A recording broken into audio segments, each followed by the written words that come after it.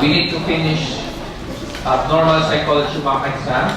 So, we 100 item. So, paki-prepare na yung exam.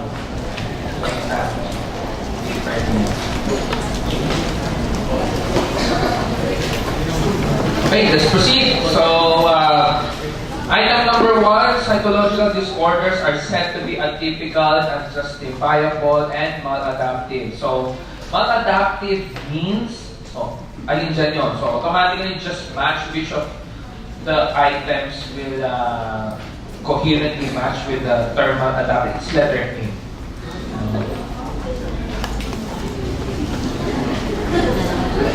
And then, tama. It's letter A. And then with number 2, DSM-5 is used to what? Obviously, it's letter dog, diagnosing, no? So it does not have best practices. It does not dictate what treatment, whatever. So it's just about labeling and diagnosing certain behaviors, no? Behavioral approach attributes the cause of abnormal behavior to number 3, letter dog. So behavioral approach, so we will be dealing with the enforcement of maladaptive behaviors. Whereas yung iba, alam niyo naman, yung letter A, psychodynamic, yung letter B, alam niyo naman, this is more of the biological basis. Poor self-concept will be probably humanistic, leaning towards cognitive also. And letter E, obviously, is cognitive. Number 4, mental health professional will observe a major difference in which of the following mental status indicator. Observe.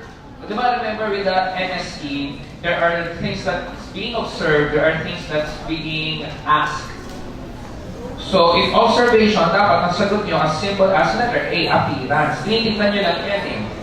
Anong suot niya, complexion, body build, grooming.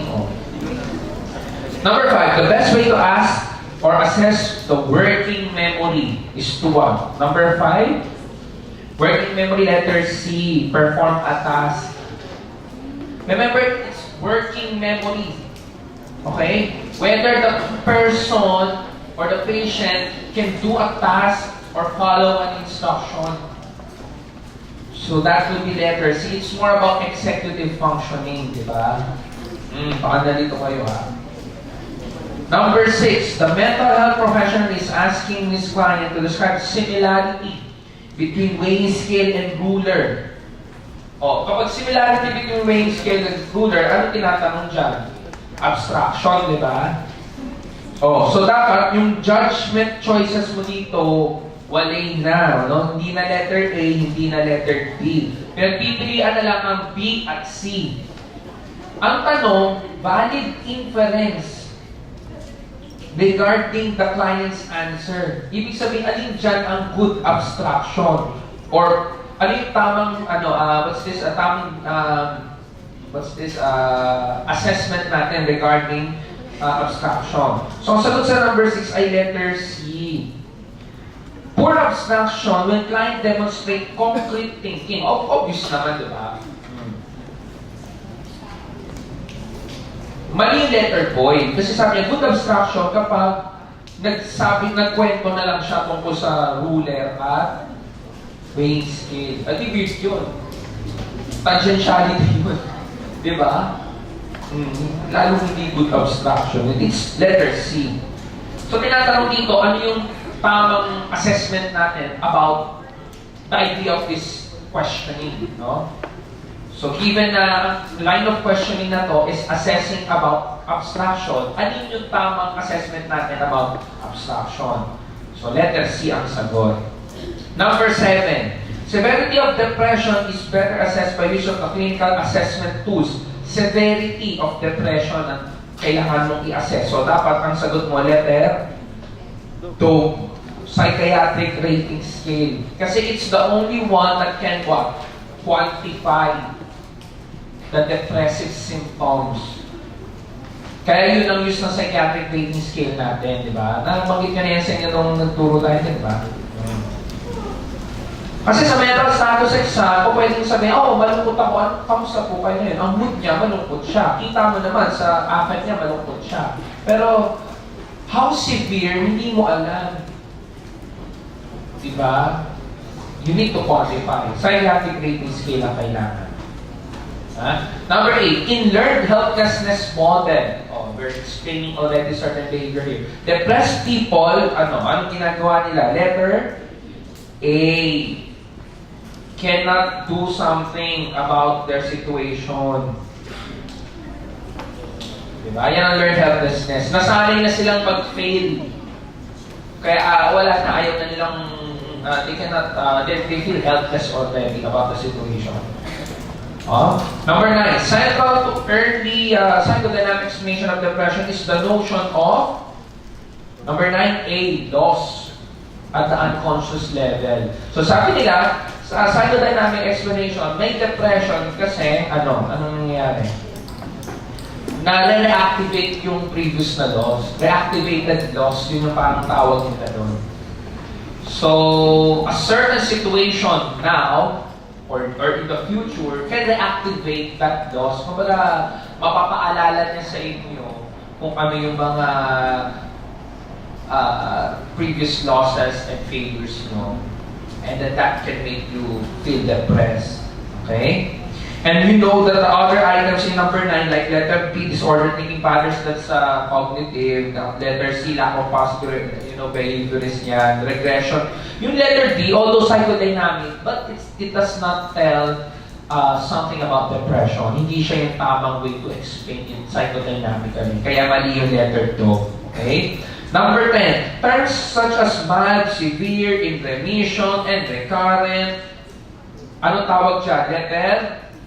Specifier yan. At ngayon sa DSM-5, mas maraming specifiers kasi tinanggal na nila yung ibang mga categories and they just place it as specifiers. No? So for example, sa schizophrenia, wala nang subcategories like paranoid, schizophrenia, catatonic. Meron na lang, nilalagyan na lang ng specifiers if there is presence of catatonia, etc. Okay?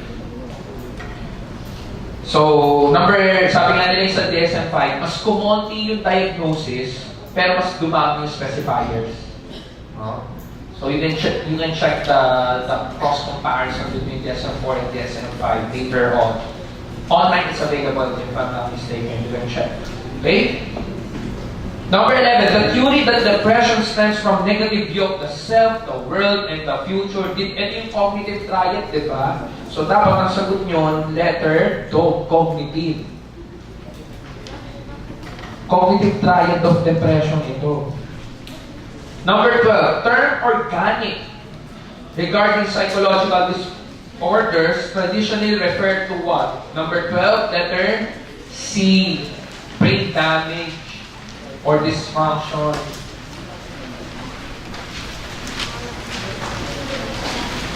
Number 13, a peculiar mood and inappropriate blandness seen in clients with somatic disorders or somatic illness disorders is termed as what? It's letter A. Familiar kayo dito, label indifference? This is a special kind of problem in affect, special kind of inappropriate affect. Na there is this blandness or parang weird in the sense that, for example, this is common with clients with conversion disorder in the DSM-4. It's conversion disorder, wherein they experience some sensory or neuromuscular concerns. Diba? So, yun yung nabubulag kalahati lang ng mata, o kaya bigla silang nabibingi, etc. Imagine yourself, for example, early in the morning, bigla kayong nabulag. Anong reaction ninyo? Anong reaction na pag nabulag kayo bigla? Out of the blue. Ano po kakita? Oh my God! Hysterical. Siyempre, hindi nyo ma-imagine yung sarili nyo, di ba? So ako lang nagtanga-tangahan dito. for the benefit of the discussion. Pero itong mga clients na to, they may present themselves in the clinic as if wala lang, parang it's an everyday scenario. Doc, I was blind this morning. And, ganun lang. What? Di ba? Parang... So, that's weird. It's really weird. Okay? So, that's what you call label indifference. Okay? Or for example, a common case of a gloved hand syndrome. Familiar with the gloved hand syndrome? This was, I think this was given as an example in your lecture, wherein there's a paralysis from wrist going to the fingers, when in fact, anatomically, the nerves run in parallel from the ulnar to the fingers, the medial nerve, the radial nerve. So dapat pag na-paralyze ka, isang side lang yung napaparalyze. Or yung buong arm. Pero siya hindi. Yung wrist ang napaparalyze. Ito, wrist up. Pero ito, pag tinusok-tusok, nararamdaman. Weird yun. That's not anatomically sound and consistent. So alam niyo na, somatization yun, di ba? So kapag ganyan, minsan i-present yung client sa clinic, ganun sinasabi niya, pero the mere fact na yun ang problema, di ba dapat, ano ka doon, concerned ka?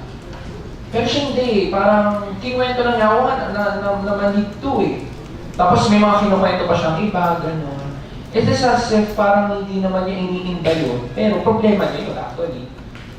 So there's a disconnect when it comes to what's happening now versus the affect and the mood of the client. It's very specific to somatic concerns. No, so most of the time, if you are presented with this kind of question and you know that we're talking about somatic symptoms, then it's level indifference most of the time. Okay? Number 14. A client very cautious about her prominent ears, blames her continued failures in job interviews, also self-esteem, ugly because of her ears. Puro na lang ugly about ears. Anong problema ng client natin is 14 letter A, body dysmorphic disorder. Still present with the DSM-5. If you are very keen enough to check our items here in the mock exam, as you can see, there's a combination of DSM-5 and DSM-4. No? So, that's why even our previous students, when they were presented with the board exam or in DSM-4 yung lumabas, at least most of them were able to tell na the mock exams that they did with SPART is a combination of the two. At least. Number na tayo. 15. Feigning of symptom to assume sick role. So yun, faking symptom, pero bakit? Gusto niya sick role lang, alam niya na it's 15B, factitious disorder. 16, adolescent client visited the emergency room, complained about abdominal pain, physical exam inconsistent, pero sabi niya, see, I can go to the course my parents wanted. O alam niyo na, di ba? May mali siya. Ito ay A, malingering. Feigning of symptoms or faking it kasi there's other gains other than being sick role. 17. Defense mechanism associated with somatic disorders. Ano kaya ang pinaka defense mechanism involved here? 17 would be letter, ano sagot nyo? C, displacement. Okay. Now, because the concerns are displaced going towards a certain bodily symptom, nawawala yung anxiety niya when it comes to the other serious matters na ayaw nang i-confront. Nakuha niya yung logic niya behind.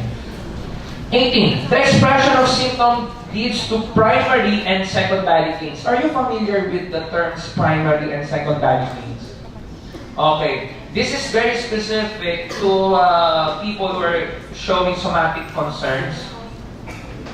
And when a person shows primary or is after the primary gain, it's that the anxiety is being removed from them because of the expression of the somatization. So the mere fact na somatization siya, ang primary gain niya doon, he will be relieved by the anxiety. Okay? Now, the secondary gain is the attention that they get from the other people around. Okay? So, ngayon, ang tamang sagot sa 18 ay ano? Letter, A. Yan.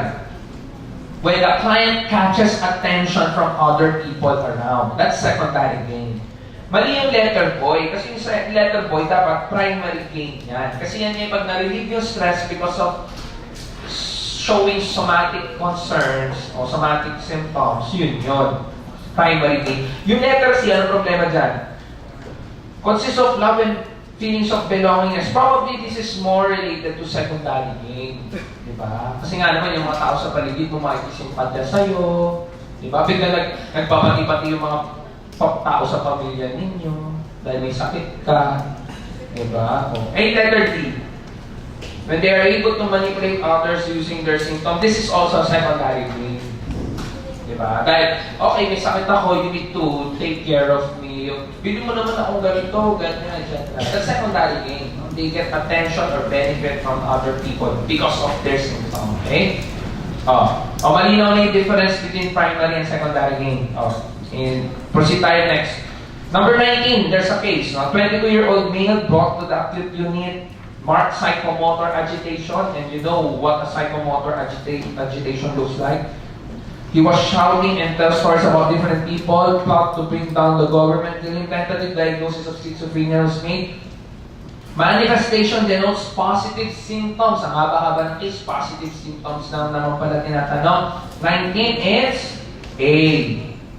Alin siya ng positive symptom or more than above the expected behavior or cognitive thinking patterns. That's letter A. Ano yung jump from one topic to another? Flight of ideas yan, di ba? Yung letter B, alam niyo naman, negative yan. Negative symptom, less than the expected behavior. Lack of energy, kulang sa mayo. Exhibit extreme mutism, ganun din. Alam niyo na. Okay? Number 20. Yes. Demonstrate occasional delusions. Now, a client with schizophrenia may really have residual symptoms such as delusions. Pero, during the periods na nandun sila sa negative symptom, they have milder forms of delusion and they are not as florid and as many and as profound as when they are in a positive symptom. No?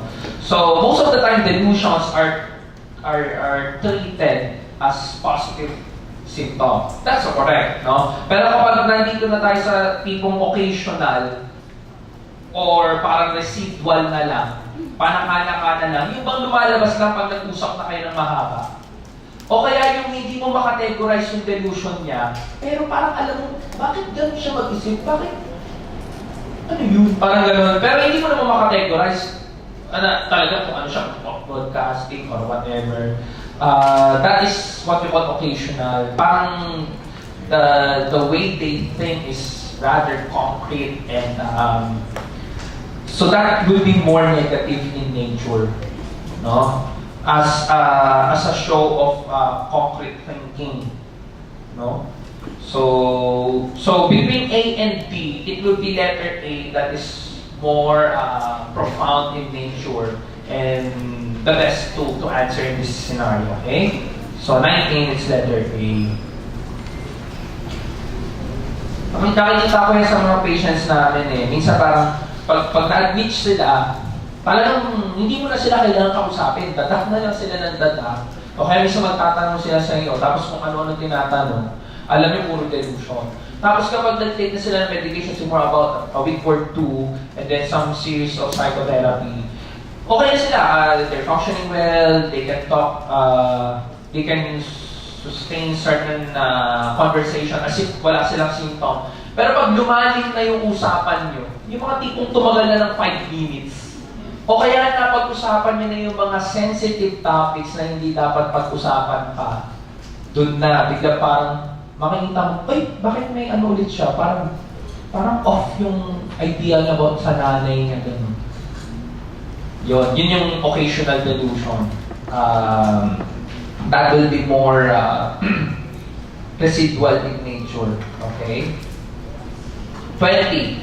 Cognitive explanation of schizophrenia can be best structured by saying, cognitive ang explanation. So, hanapin nyo lang ang cognitive dyan.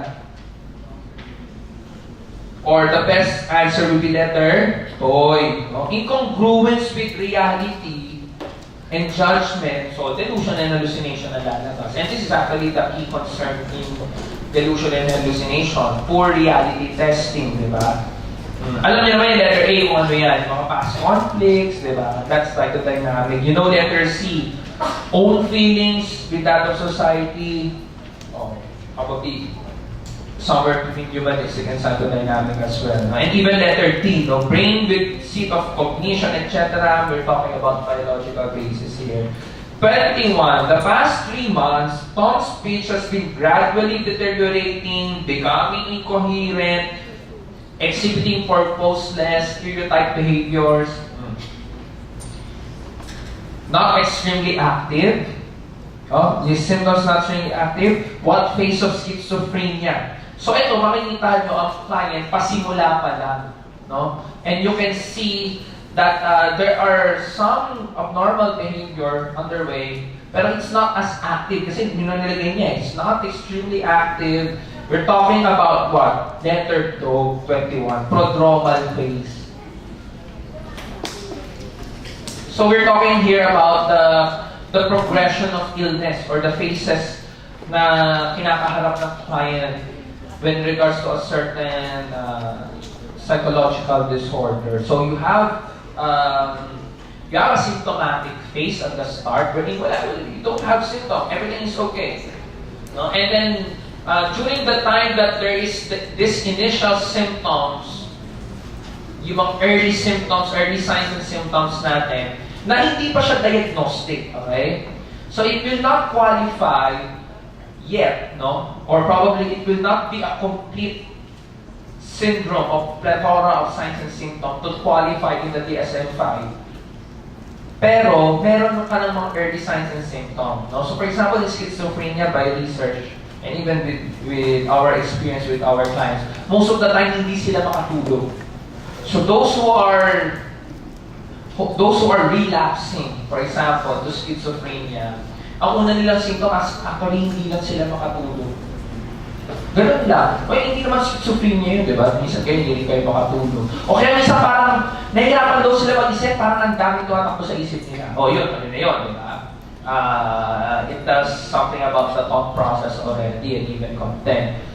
Pasimula pa lang, that will be on the prodromal phase. Now, going towards the acute phase, diba, or active phase, no? Most of the books will tell is acute phase. Andun na yung mga diagnostic symptoms natin. At saka talagang, profound, and you can really see it up front, the symptoms, the signs that you are looking into this client, you can diagnose already. Okay? Now, going towards the remission phase, ano yung remission phase? Ito yung, siyempre, kapag nagkaroon na ng management sa client, therapeutic management sa client, they can go back to their previous normal functioning. So, that will be characterized by the remission phase. Now, you can have a full remission wherein all the symptoms are gone, or seemingly all the symptoms are gone. And you can also have a partial remission, wherein you can still have some residual symptoms or some symptoms or signs that are not as profound as that with the active phase. But the client can already assume normal functioning for most of the time. So they are already in the remission phase. Yung residual phase, this is, it's more specific with schizophrenia. Yun na yung pinag-usapan natin kanina, when it comes to the positive and negative symptoms. Sometimes the client will, from a positive side of the symptom, after therapeutic management, they can revert into negative symptom. Probably pwede rin effect ng medication, na, di ba, mataas ang dopamine, papababae. So, hypodopaminergic state siya. So, negative symptom naman. So, from positive na puro flight of ideas, ngayon naman, ano naman siya? Mutation naman. O kaya ang hirap niya kausapin kasi slowing of poverty of content naman siya, for example. Nung umpisa flight of ideas, ngayon naman, ang hirap naman siya kausapin, parang walang tumatakbo sa isip niya. No? So, that might be characterized, that may characterize a disabled phase, especially in schizophrenia, in psychotic disorders. No? So that's the phases of disorders natin, from the development from asymptomatic going prodromal, active, and then remission. Now, ano yung relapse? May hindi dito nabanggit yung relapse. Although not specifically a phase, pero the relapse is a phenomenon wherein from the remission, wherein okay ka na, di ba? You're asymptomatic, you don't have, you can function already as just like before. Pero for example, in addiction, wherein nag-start ka naman ulit mag-take ng alcohol, for example, so that's the relapse that can happen. And from relapse, that can trigger another round of cycle, from prodromal going to active, and then if management is okay, you will go to remission, and then another relapse if management or compliance is not okay. No, pwede mag-relapse ulit. Okay? Sige. So let's go to number 22. The mental health professional assessing the family of a client with schizophrenia would expect to hear the difficulties of the client or the symptoms starts when. Kung schizophrenia niya, kailan nagsimula? Probably, 22 its letter, boy, adolescence. Particularly, late adolescence. Okay? So remember with the biological explanation about schizophrenia, a certain portion of their frontal lobes was not fully developed. Ang frontal lobe nagde-develop yan at a later stage, from early going late adolescence. Okay? So yun ang problema nila. Social cognition is not developed, concrete thinking sila. Okay? And ang problema, the stresses or the stressors in life are increasing during this period. Peer pressure, transition from school to work, diba? Or from high school to college. So maraming stress. And that can trigger the diastasis of your client going to schizophrenic, to psychotic manifestation. 23. The diastasis stress model of vulnerability to schizophrenia proposes that 23, your answer should be letter A. Some people have predisposition and then exposed to certain stressful event. Tama, letter A yung sagot. Mali yung letter B. Iba yung sinrapalit na letter B. Yung letter C, ganun din. Kulang yung B, C, and D. The complete answer would be more of letter A. Regarding this. 24. The type of schizophrenia is characterized by incoherence, loose association, inappropriate affect, and haphazard behavior. Alam niyo na, kapag ganito ang client, 24, it's letter dog, disorganized type. Ito, tanong yan, pang DSM-4 yan. Kasi di ba may mga subcategories ang schizophrenia ng DSM-4. So yung letter A, pag paranoid type, of course you know that the client, characterized of what? Of course, delusional thinking, persecutory delusion, paranoia. Yung undifferentiated type, it's a combination of almost everything. You cannot really diagnose the patient whether paranoid lang siya alone or catatonic alone, because from time to time the symptom change, or it's a combination of different symptoms. Catatonic type, of course, it's characterized by behavioral and posture changes related to catatonia. Either stuporous or catatonic excitement naman. Okay?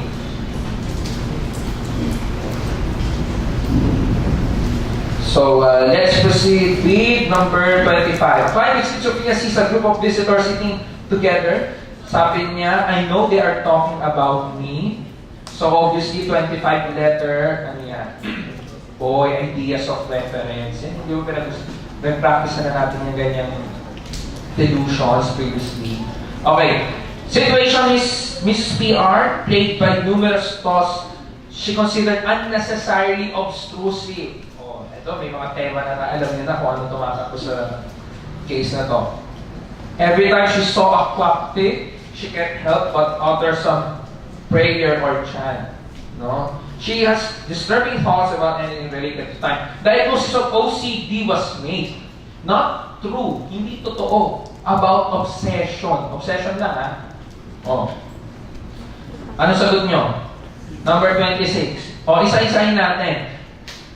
Hindi ba ito totoo about depression? Yung recurrent, persistent thoughts, impulses, images that causes anxiety to a person. Ano yan? Obsession yan, di ba? Oh, tama yan with obsession. No, that tells something about obsession, di ba? Tama yan. How about letter B? Obsessions are not simply excessive worries about real-life problems. Tama ito. Remember, one of the definition about obsession is what? Ano yun is? Mga mental images wherein it's really disturbing or some kind, it's out of the blue, it appears without your control, you don't want it but it appears. It's not as simple as excessive worries. O yung tipong, ay, naku, dami ko mga aralin, ay, mamaya traffic na naman, etc. Hindi na naman ako makakuha ng taxi, etc. Hindi ganun eh. It is something that appears out of the blue, you don't have control about it, and it's not actually the everyday scenario that appears to your mind. Some kind of weird stuff, no? So, that's obsession. Yung letter C, ano yan? Client expressing obsession try to ignore or neutralize them. Tama, mali. Tama siya about obsession. Ang mali yung letter dog. Clients feel that their obsession comes from external sources which they have no control. They actually know that these obsessions are from their minds, inside their minds alone. And they want that away, They don't want that to happen. I was able to talk to my first-hand experience with a client with OCD. Ganun, no? Ang sabi niya, nakaupo lang daw siya, pero talagang dire-diretso, may pumapasok sa isip niya, no? Sometimes, disturbing, kasi pumapasok sa isip niya, tusukin daw niya kaya ng ballpen yung katabi niya. Pero, alam niyang hindi tama. Ego dystonic siya eh. All OCD clients are ego dystonic. You know the difference between ego syntonic and ego dystonic? Is this your first time to hear that? Ego dystonic, what I'm doing right now is not correct. This is not right. This is not something that I should be doing. Okay? I know something is wrong with me. Yan ang ego dystonic. And clients with OCD, this is one criteria, although sa DSM-5 it does not appear, pero expert opinion will dictate that OCD clients have ego dystonic pattern when it comes to explaining what's happening to them. So sabi nung nakausap ko, parang feeling daw gusto niya tusukin yung katabi niya ng ballpen. Paulit-ulit yun. Tapos ayaw niyang maisip. So ang gagawin niya, pupunta na lang siya sa CR, maglalakad-lakad siya muna para mawala. Pero bumabalik din ulit. No? So, that's something very weird. I mean, that's an obsession. That's not every day. And they know that it's coming from their mind. Wala naman daw cue eh. Basta bigla na lang daw nag-offer sa mind nila. Sa mind niya, no? So, that's ego dystonic. Yung ego syntonic, wala siyang insight about the symptom. So, for example, clients with personality disorders, most of them are ego syntonic. Hindi ako may problema. Ang problema niyo sa kayo may problema kasi hindi niyo ako iniintindi, hindi niyo ako maintindihan. Aren't we entitled to have our own way of doing this? Ganun sila. So ikaw magbabago, hindi sila. Ego syntonic. Okay, they don't have awareness, they don't have insight about what's wrong and what's something that's weird to them. Okay? Oh, sige. And the fact that the term ego is dystonic, so you know that it's anxiety-provoking. No? Ego dystonic eh. Di ba pag yung ego, it balances things? Pero sa ego dystonic phenomenon such as with OCD, it's anxiety-provoking. So the mere fact that obsessions appear to their on their way, no, it's anxiety-provoking to them. Okay. The problem with that person that I talked to is that he knows something is not right with him. That's why he submits himself to a psychiatrist. Okay? Now, the bullshit psychiatrist told him na you're just malingering. Gumagawa ka lang ng storya. You need to shape up. You need to you need to change what you're doing right now. Kasi it will not suit you, it will not help you kung ganyan yung mga iniisip mo. Kung baga parang kaya parang explanation sa kanya, kaya niya iniisip yon kasi para lang mag-procrastinate siya. Para lang ma-do away yung isipan niya doon sa mga bagay na dapat niyang ginagawa right now. So para lang mamalinger lang. And it's very weird. Kasi ang unang criteria when it comes to with differential diagnosis, you want to remove the idea whether it's malingering or not. Remember the steps when it comes to the differential diagnosis in DSM-5, the suggestion of the DSM-5 task force.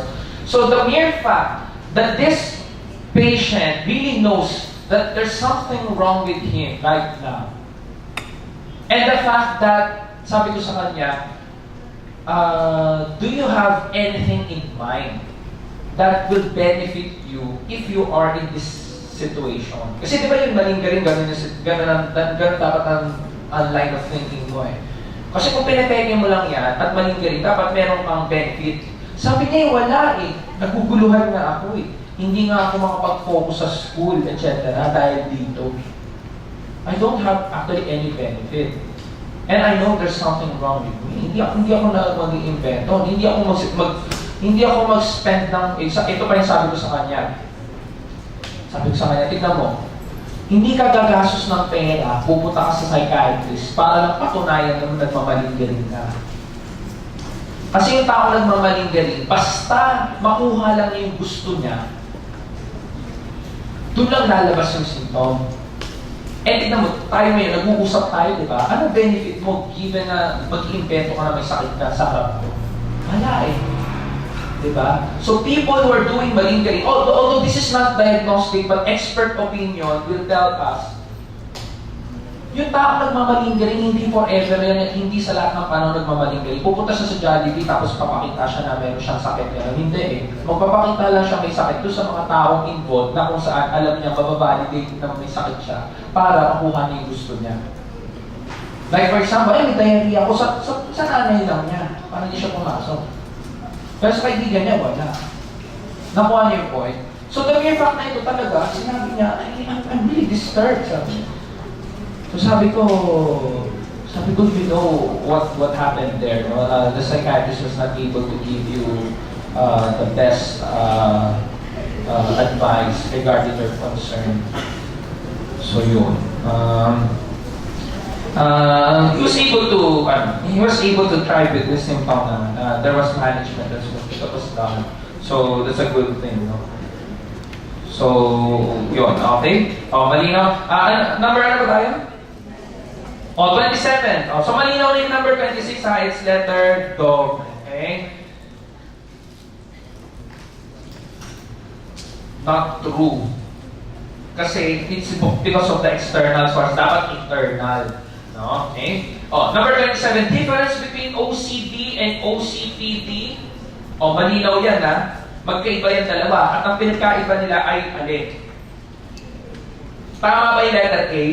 OCPD last 6 months, it's already called OCD. Mali. Hindi po yan graduation system na parang katulad ng schizophrenia form after 6 months, schizophrenia ka na. Hindi How about letter B? Clients with OCD have recurring thoughts. So yung regarding thoughts, yun yung obsession, di ba? While OCPD are perfectionistic, rigid, obsessed with work. Tama, mali, yung letter D. Tama. So letter D ang sagot. Pero hindi porket letter D nakita niyo tama, D agad ang sagot. Tingnan niyo muna yung iba, ha? Di ba board exam ganon? Hindi porket, ay, tama, ito na agad. Eh, paano kung may mas tama pa? Okay? Kasi paano na yun? Eh, hindi na kami nakakuha ng sagot. Eh, hindi. Apat lang naman yan, eh. No? Tingnan nyo na lahat.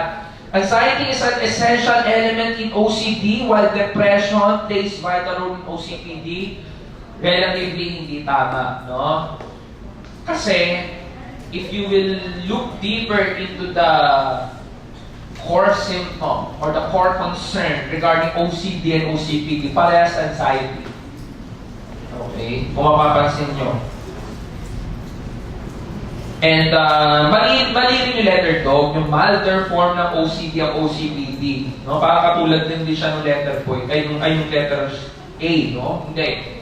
Magkaiba sila. And for example, in DSM-4, di ba, DSM-4-TR, it's multi-facial diagnosis. So the client will have, if they have OCD, Obsessive Compulsive Disorder, saan ang diagnosis niya? Sa axis 1 o sa axis 2?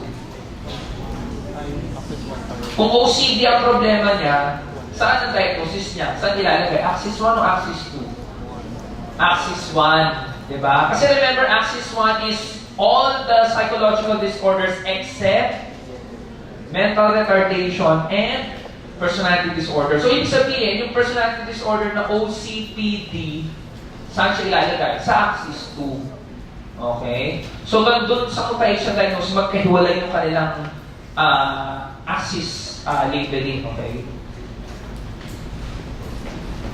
Pero it's not the best explanation na pag in the future, meron kayong mentee o for example, meron kayong patient, tapos yung tatanong, ano pinagkaiba ng yung ok na yung may personality problem, tsaka yung OCD.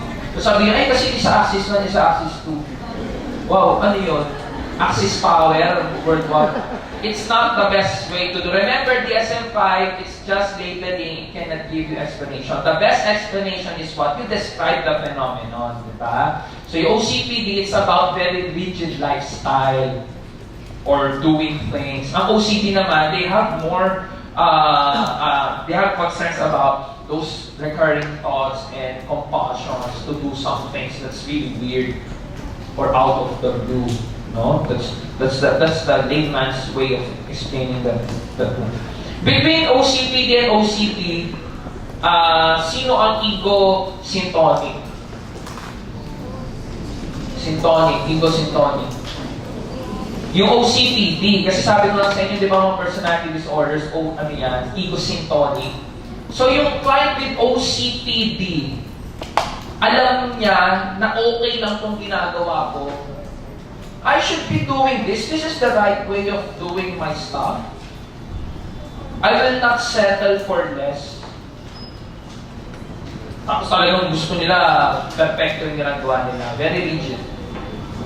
No? Ego syntonic. Pero pag ego dystonic, yun yung OCD. Alam niyang mali yung bigla na lang niyang magbubukasan dito, sasara naman, magbubukasan naman, sasara naman. That's not the way to do it. So alam niya yun. No? So doon pa lang, when regards to ego dystonic, magkaiba rin yung OCD at OCPD. Okay? Number 28. The mental health professional would assess for which of the following characteristics in the behavior with personality disorder. 28, it's letter dog. This is the best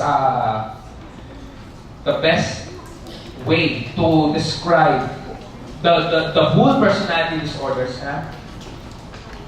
Disruption. Kasi letter A, B, and C, they are more specific. No? So the question is actually asking for an umbrella definition, umbrella term. No? Pero kung specific terminology yung tinutukoy dito, like the characterizes antisocial personality. So alam nila kung anong pipiliin dito, depende sa choices. Pero the question is asking for an umbrella. Oh. Kaya babasahin mo mabuti yung choices. Kasi sa unang choice pa lang, alam nyo na personality disorder. Yan, sinagot nyo A, din na mali. Hindi nyo napansin na ang diwa ng ano, ay hinahanap niya yung umbrella definition o yung concept. Okay? 29. Personality disorder are clustered in 3 groups. Alam niyo naman yung mga 3 groups nila ba? Paranoid, eccentric, di ba? Okay, so the cluster B. Oh, cluster B is the cluster, the letter, C. Oh, dramatic, emotional, erratic. Ano mga nandyan sa cluster B? Borderline PT, narcissistic, histrionic, di ba? There is some convincing research that will tell us that narcissistic and histrionic are one and the same. Nagkaiba lang sila ng the way they express it. But regardless, sa final draft ng DSM-5, it's still separated. Up to the final draft, separate. It's a separate category. Narcissistic and histrionic. Okay? Now, the other one is the odd and eccentric. Odd or eccentric. Anong personality disorder ang nasa loob ng odd and eccentric? Schizoid, paranoid personality disorder. Schizotypal, nilipat na, di ba?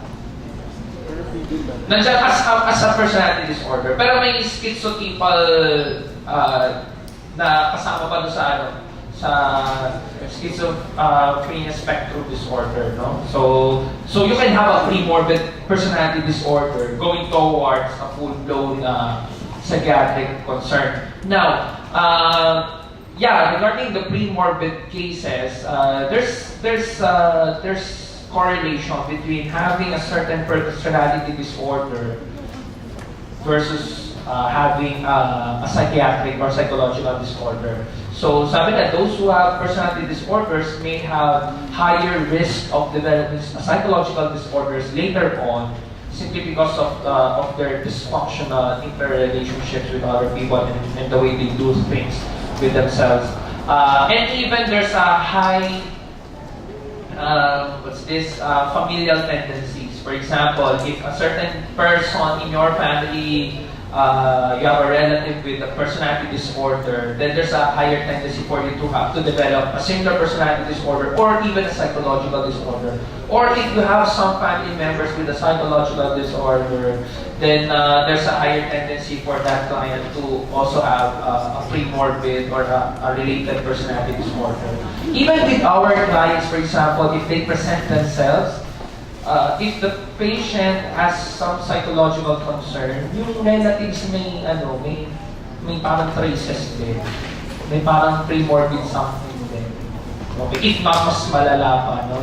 That's actually the problem. If you're able to work in a clinical setting, sometimes ang nakaka-stress yung relatives. And you can see really that there's something happening in the family dynamics if that's the scenario, no? And then the other one would be more about the anxious, fearful type, diba? And under which is what? Yung mga dependent personality disorder, even the OCPD is under that. No? And ang antisocial, I think, nasa dramatic, erratic, no? No? Tama, no?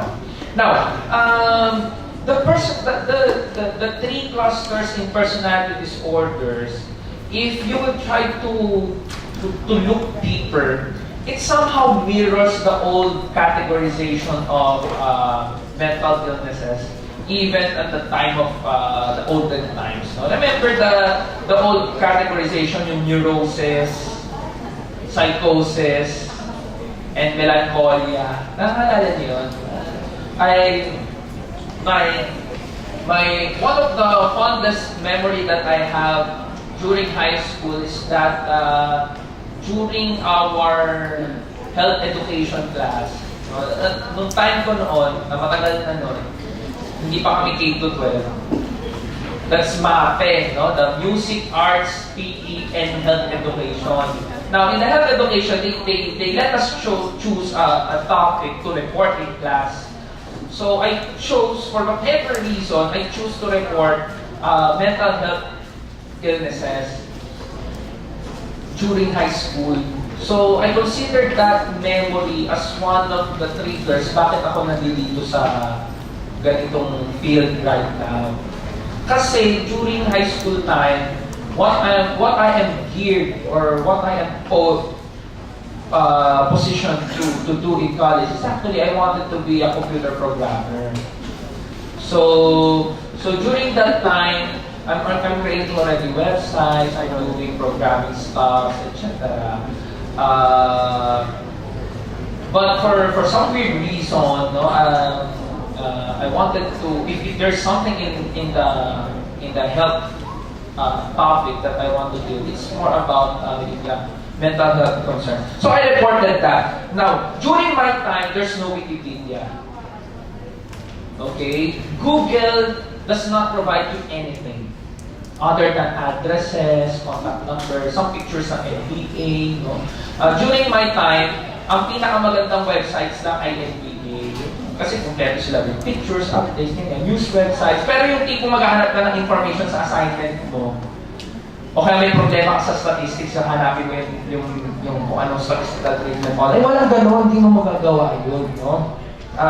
Even sa Yahoo or Ask Jeeves, no? Diyos ko, Lord, hindi na alam yung Ask Jeeves. No? May ganong website dati. You search your assignment, then itaw doon, pero it's not the way Google's doing it right now. So walang information. The only information that I can get during that time is through encyclopedias.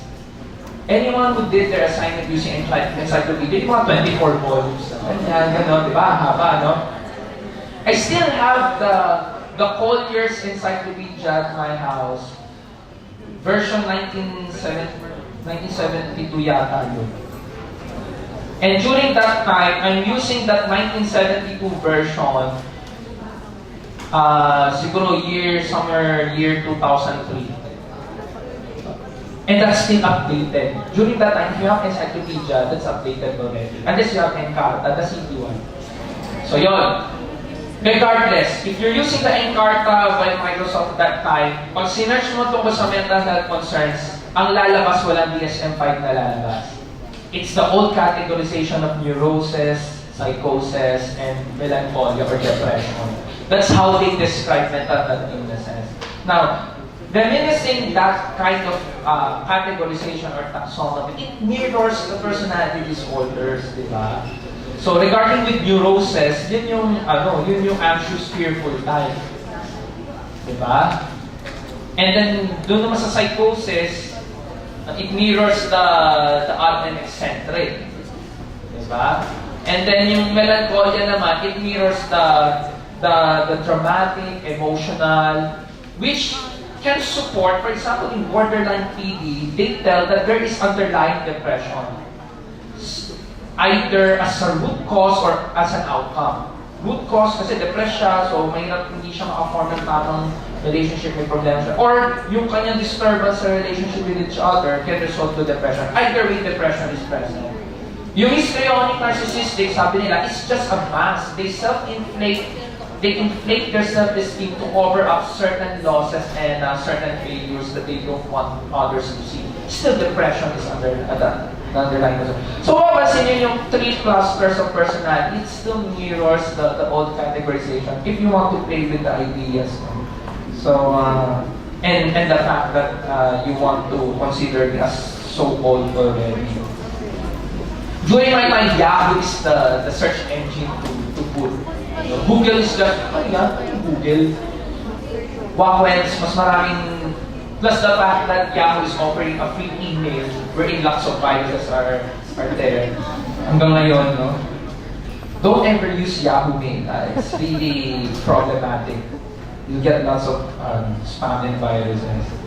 Anyway, number 30. A client has a diagnosis of schizoid personality disorder. When assessing this client, mental health professionals should expect that the client's behavior would be 30, letter A. Detached, socially distant.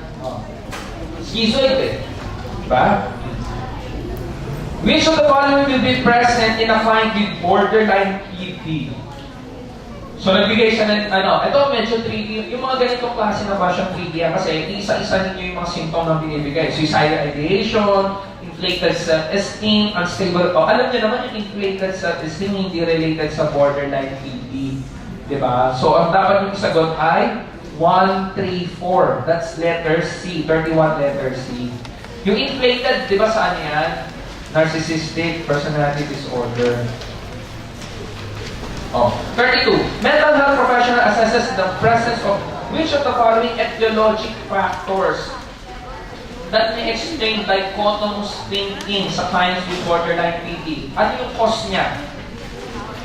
And probably 32 is letter boy, family enmeshment. Di ba sa family systems perspective, yan nga yun yung high EE, high expressed emotion.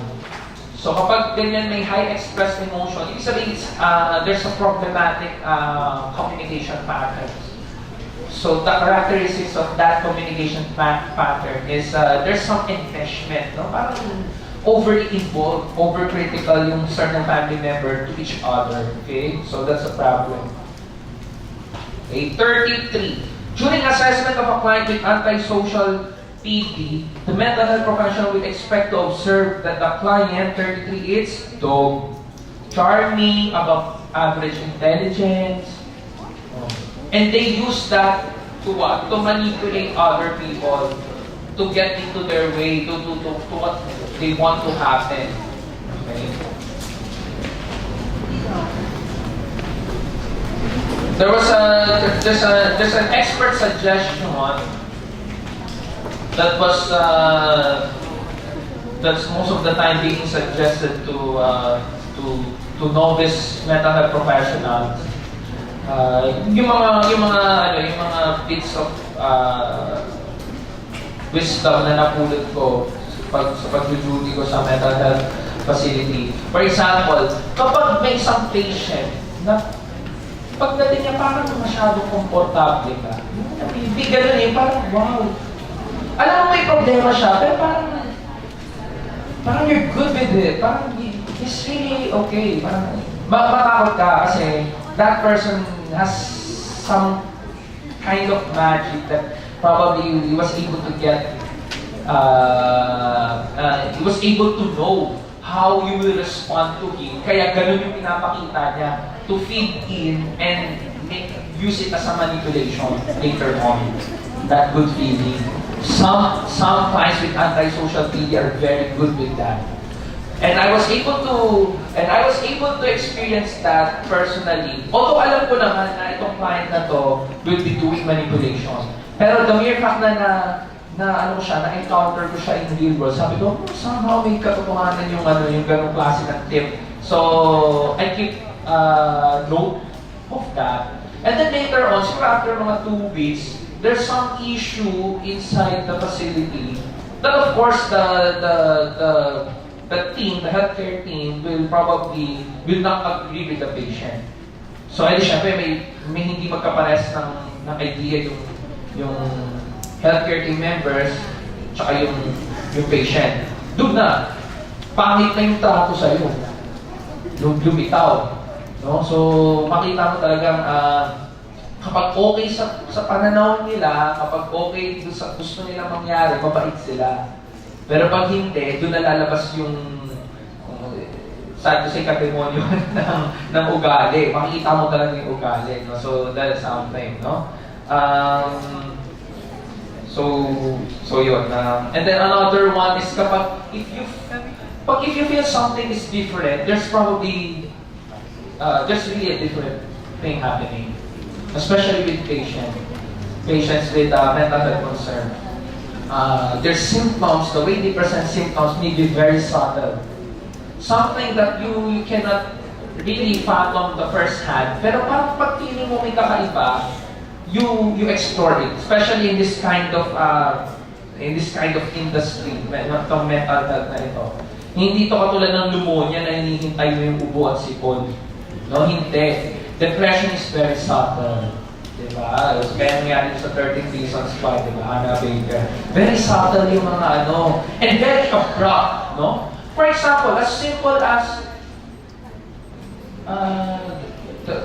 our head nurse at that time, pansin niya, uy, ang bilis naman kumain ng dalawa. parang during lunchtime, mabilis natapos kumain yung dalawa. So, that thing, she feels it's feeling weird already. Pero, okay, wala naman masyadong kaso eh. At ano naman, pag natapos na, makagutom na. Yung pala, kaya pala mabilis kumain kasi they're planning to use their time later on to escape. And the inevitable happened, no? They tried to escape. So the mere fact na naramdaman mo na that there's something wrong, no? There might be really something going on, no? Even with signs and symptoms. For example, ako naman, I'm talking to a certain patient. At first, okay, she's responding, and then later on, she suddenly becoming so happy.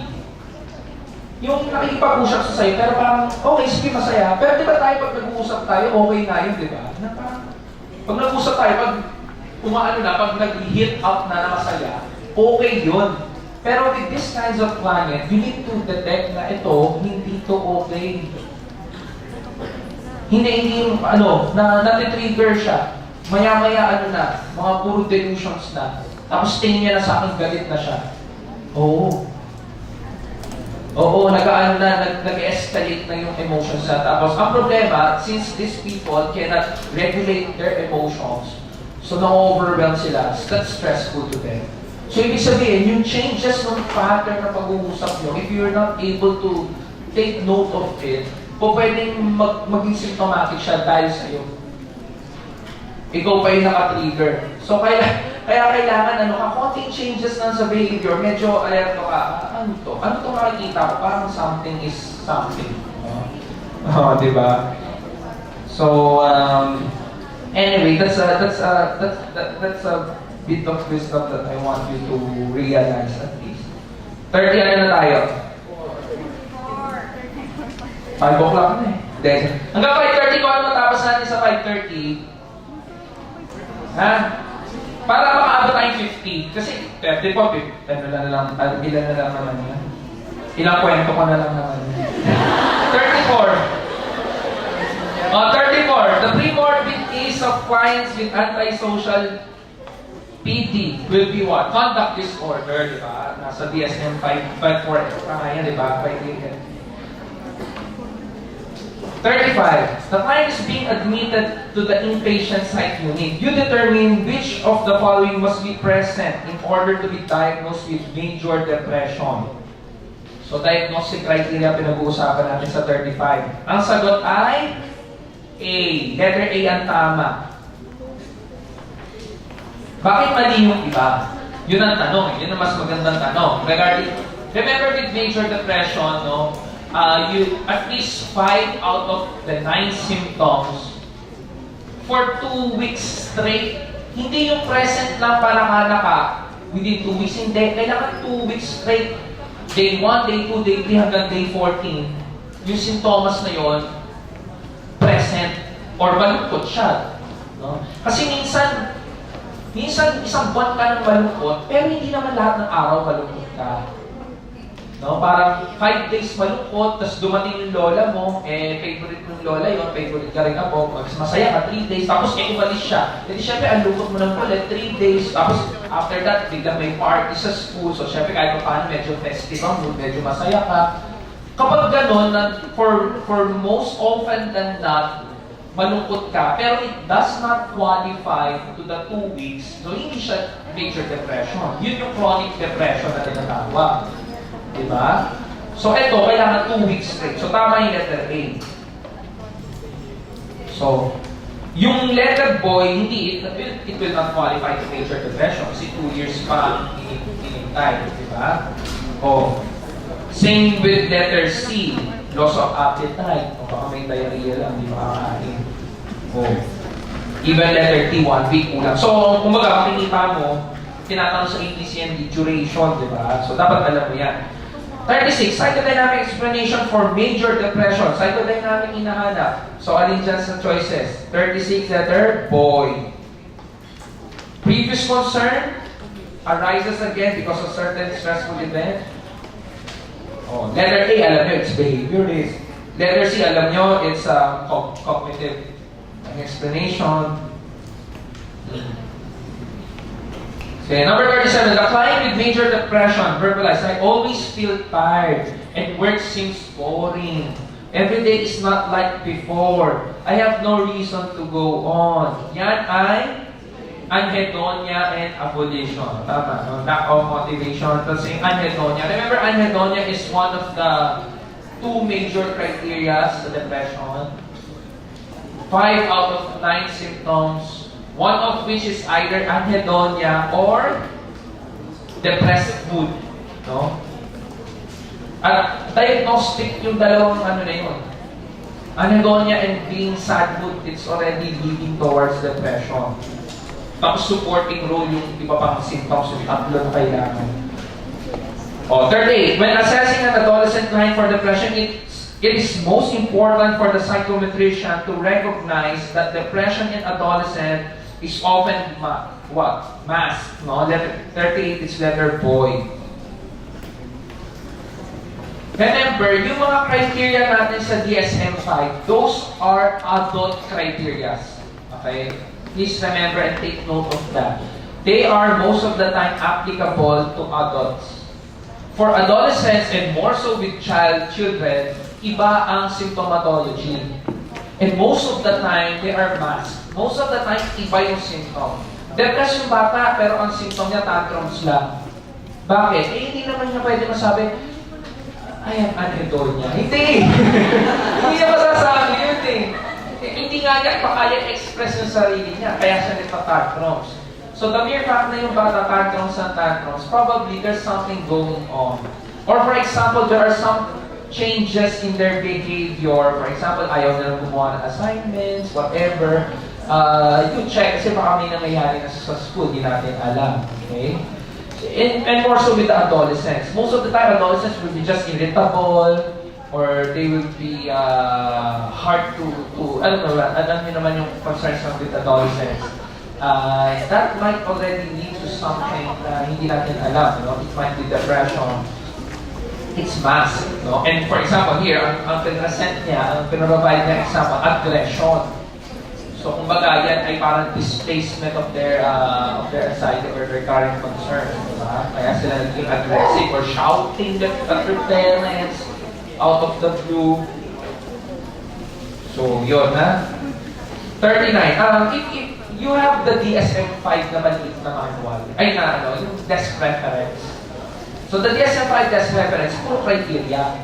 Pero if you want to go deeper with this literature, like what are some of the signs and symptoms for special population, like children, adolescents, and also a very detailed differential diagnosis between the disorders, you need to have the thick manual, the big manual, no? Yung DSM-5 manual talaga.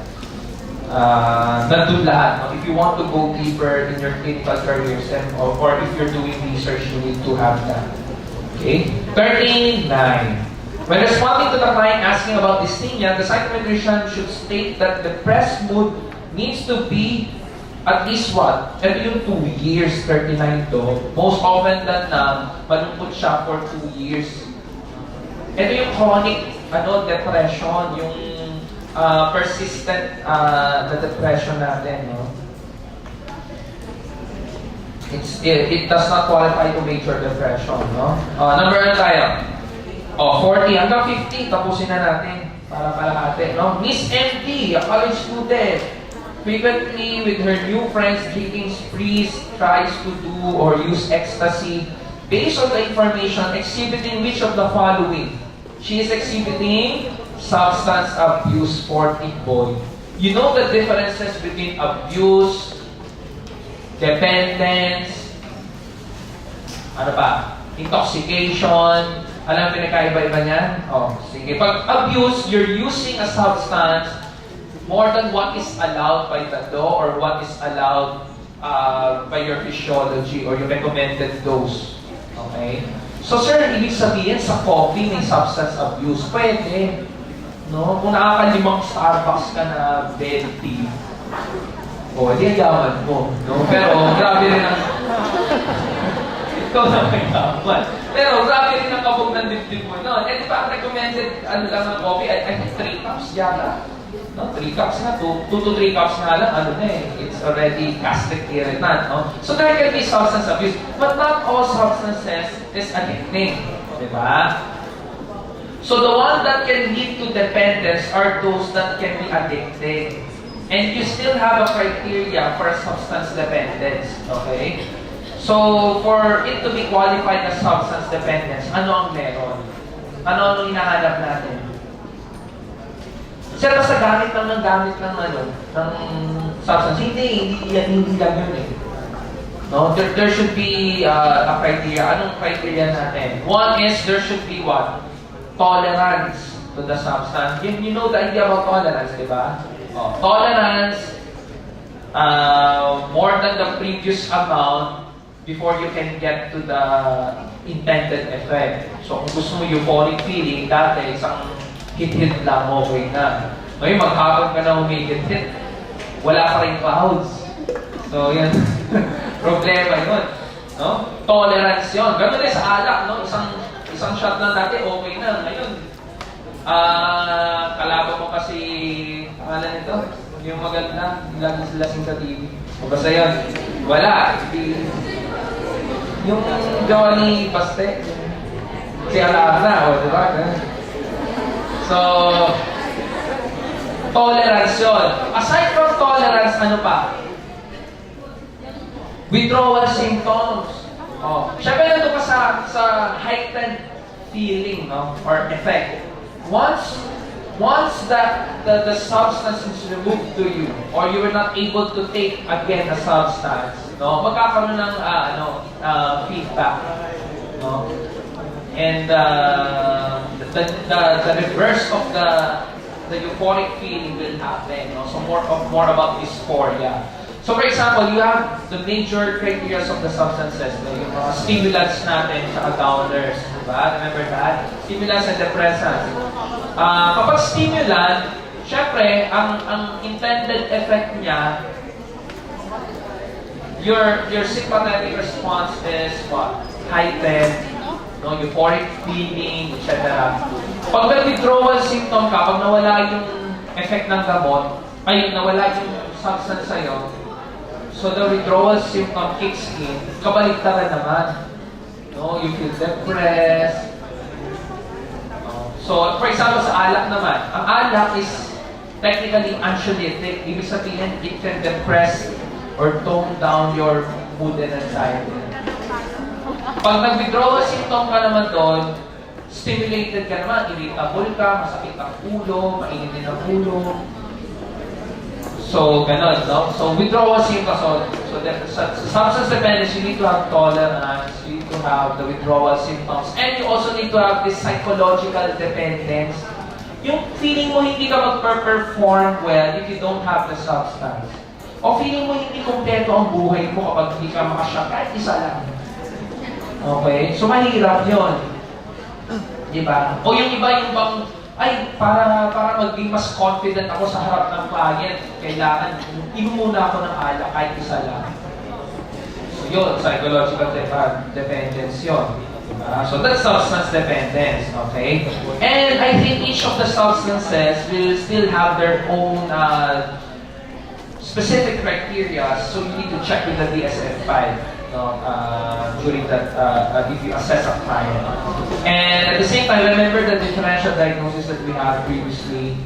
No? Tanggalin mo yung malingering and fact issues. Tapos sunod, basta nag-detain siya ng substance, you explore the substance issue right there and then. Kumbaga, kailangan mo ma-rule out. Kailangan mo ma-rule out na wala talaga siyang tinig na substance. The mere fact na meron, no, baka mamaya yung psychosis niya is induced by the substance. No? Substance-induced psychosis. So, kailangan yun muna tignan mo kung makakwalify siya sa DSM-5. Pag hindi, tsaka ka mag-proceed sa susunod.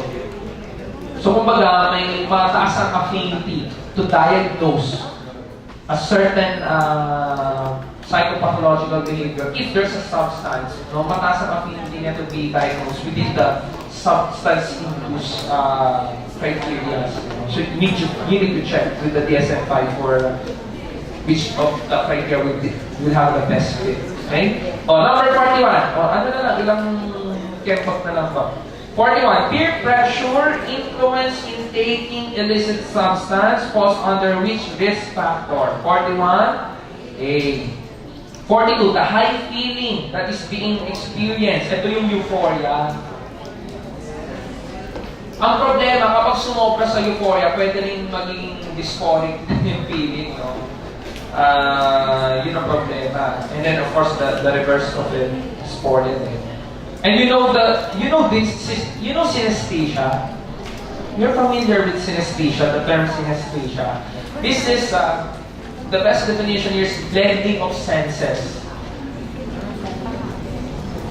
In such a way that, for example, some clients, pag may trip na sila, pag high na yung nasa heightened effect na sila ng substance nila, they can taste colors, no? Parang tamis-tamis ng kulay, pink, and there's really a blending of senses. They can ride to the tone of every music, and parang nagkakaroon daw ng texture and pattern ng mga bagay-bagay. So, synesthesia ang tawag doon, okay? And then, formication, the crawling sensation. Pag may formication, most probably there's really a substance that they took, no? Any tactile hallucination for that matter, you consider asking whether there's substance that was used. 43. An increase in which of the following neurotransmitter is greatly responsible for the heightened feeling in ecstasy? The answer is serotonin. Okay, ha? Baka hindi nyo lang alam. Pero specifically, nice to know for number 43 is serotonin. No? I think if I'm not mistaken, ecstasy was made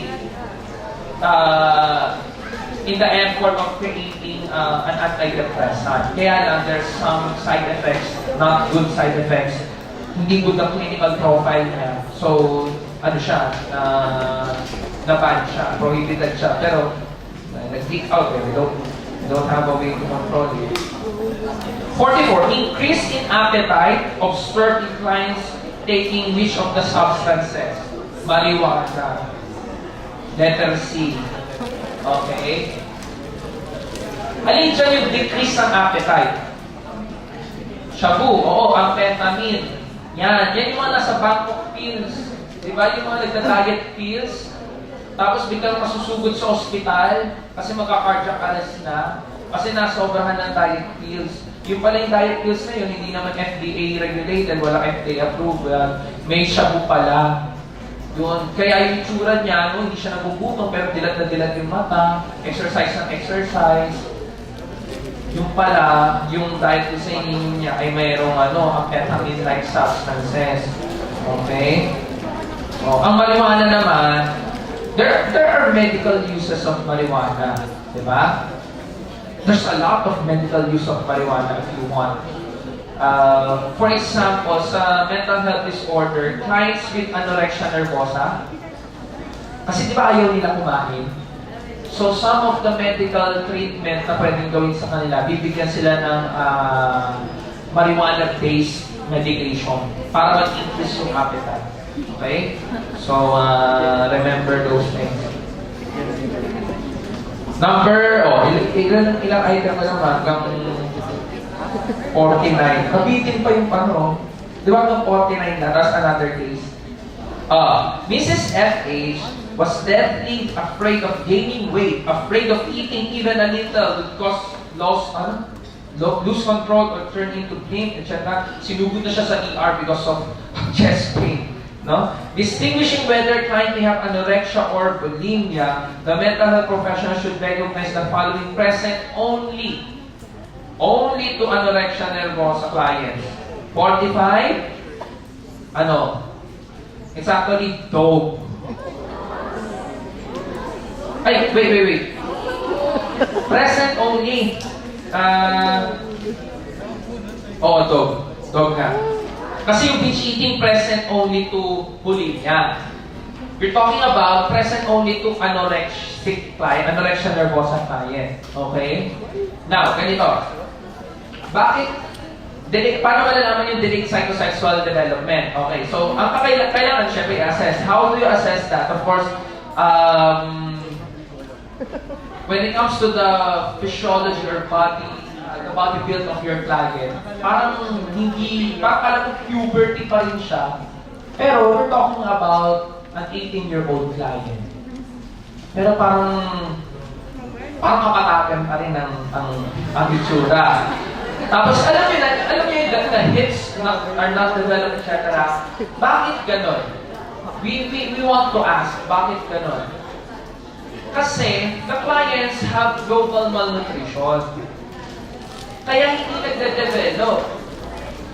Pangalawa, in the old categorization, in old criteria, di ba sa DSM-4, isang criteria sa DSM-4, kailangan hindi ka nire-regla for 3 months. Tama ba? 3 months yata or 4 months? Before ka ma-diagnose ng anorexia nervosa. Check nyo sa DSM-4, may ganun. Amenorrhea for 3 consecutive months. Amenorrhea is wala kang mens for 3 months. Para maging anorexia nervosa. Ngayon, hindi na. No? Basta, mayat ka lang sa Facebook, anorexia nervosa. Hindi. Pero ngayon, hindi na kailangan i-prove yung psychosexual delay. Okay? Sa DSM-5. Pero sa DSM-4, kailangan yun yung pinaka-marker niya. No? Menstruation, delayed menstruation for 3 months. No?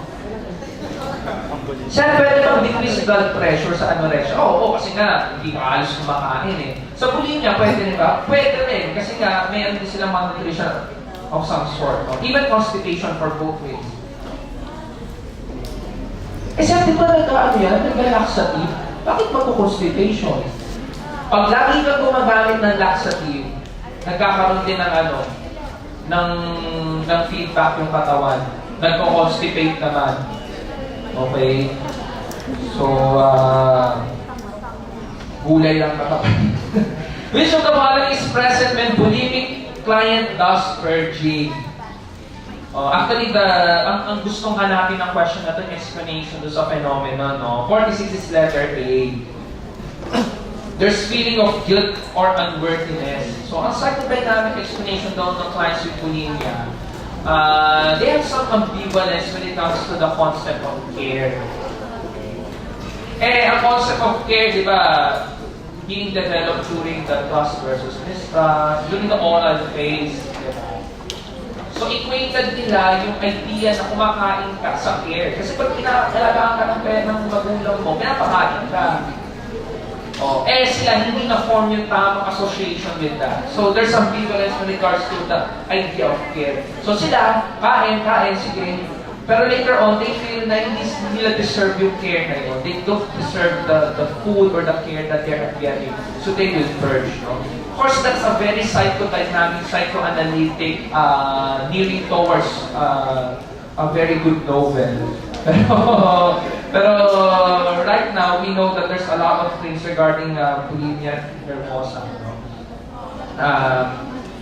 So 46 and 47. The following may be observed to a client with anorexia nervosa except 47, except dog. Client will usually keep her weight near normal. Of course, the one criteria of clients with anorexia nervosa, diba? Hesitation to or they don't want to maintain normal body weight. 48. Psychometrician considers the session effective if the clients think that anorexia nervosa is best defined as an eating disorder that occurs. 48. Ano explanation natin dyan? Letter boy. Okay. Asan na? 49. Ito na yung last. When the client has bulimia nervosa, an increase in the anxiety level will generally result to you know what will happen, diba? 49 is letter B. Yung phenomenon, the binging and purging. Okay? Sige, itutuloy na lang natin to. I think I'll check when and how I can squeeze in the other items. Mabilis na lang naman itong ibang items. At least you have already a feedback on some of the answers. We will give you the printed copy of your grades for this somewhere next week. So at least, hindi kasi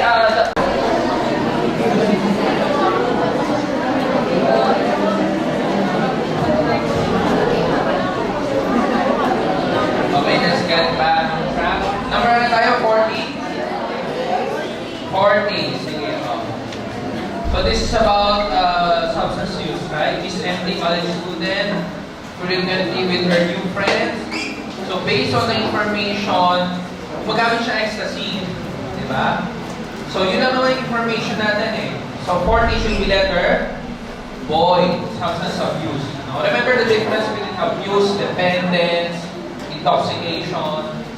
So if you just use a certain substance more than what is allowed by the law or by certain standards, that's abuse. Okay? Pero kapag if you already have this withdrawal symptoms, tolerance, and psychological dependence, so you have the substance dependence already. And remember that. 41, peer pressure, influence in taking illicit substances. 41 should be letter A, environmental. 42, the high feeling that is experienced. Again, euphoria, letter A. Euphoric feeling, yan yun, euphoria. Pero pa pwede rin masobrahan, no? The discomfort naman that they can feel is the dysphoria. Okay? Ano yung synesthesia ulit? That's a blending of senses. And formation is the crawling of bugs. The feeling, yung tactile hallucination that there's something crawling in their skin. Okay? 43, an increase of which of the following neurotransmitter with the use of this designer drugs. Actually, the answer here would be 43 dope, serotonin. Okay? So most of the time, is designer drugs, serotonin na pinatataas niyan. Okay? A nice no question, pero baka lumabas na. 44, increase in appetite is observed in which of the clients. If you take this substance, you have this increased appetite. C, marijuana, 44. Oh, makinig. There are instances wherein clients with anorexia nervosa, one of the management is saying they're given marijuana derivative medication para mag-increase yung appetite. Okay? So, posible yun. So, there are medicinal value with marijuana. Let's just see if our country will approve some of those. Okay? Miss MH, that Jeffrey gained weight, afraid to gain weight, lose control, starting to claim excessive weight loss. She was proud of her mastery about hungry. When distinguishing between client with anorexia or bulimia nervosa, the mental health professional should recognize the following. 45 is letter. More of letter dog. Okay? Delayed psychosexual development. Bakit kaya? Okay?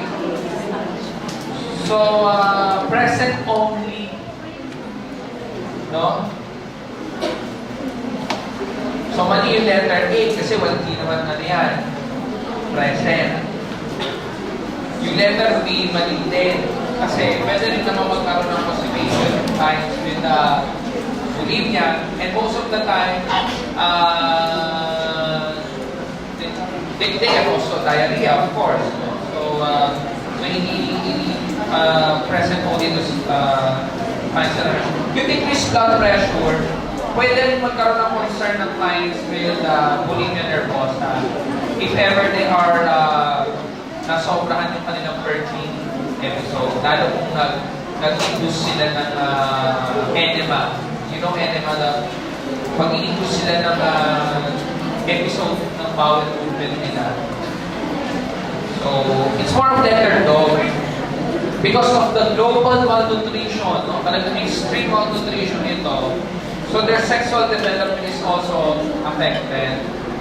Now, if you can still remember the psychodynamic explanations of this, what's the psychodynamic explanation for the anorexia nervosa. Can you still remember? Or are you familiar? So, di ba remember this group of people, they have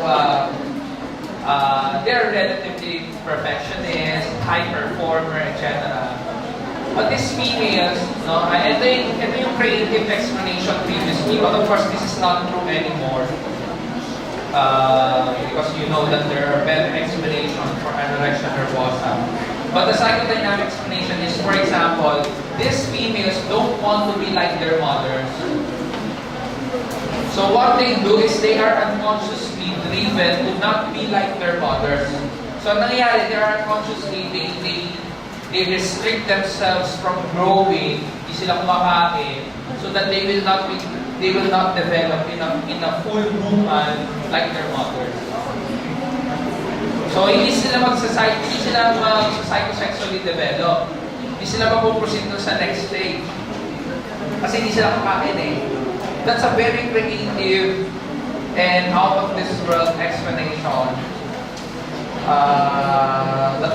Of course, you know that there are better explanations for anorexia nervosa. Of course, the better explanation is that it's really socio-culturally driven.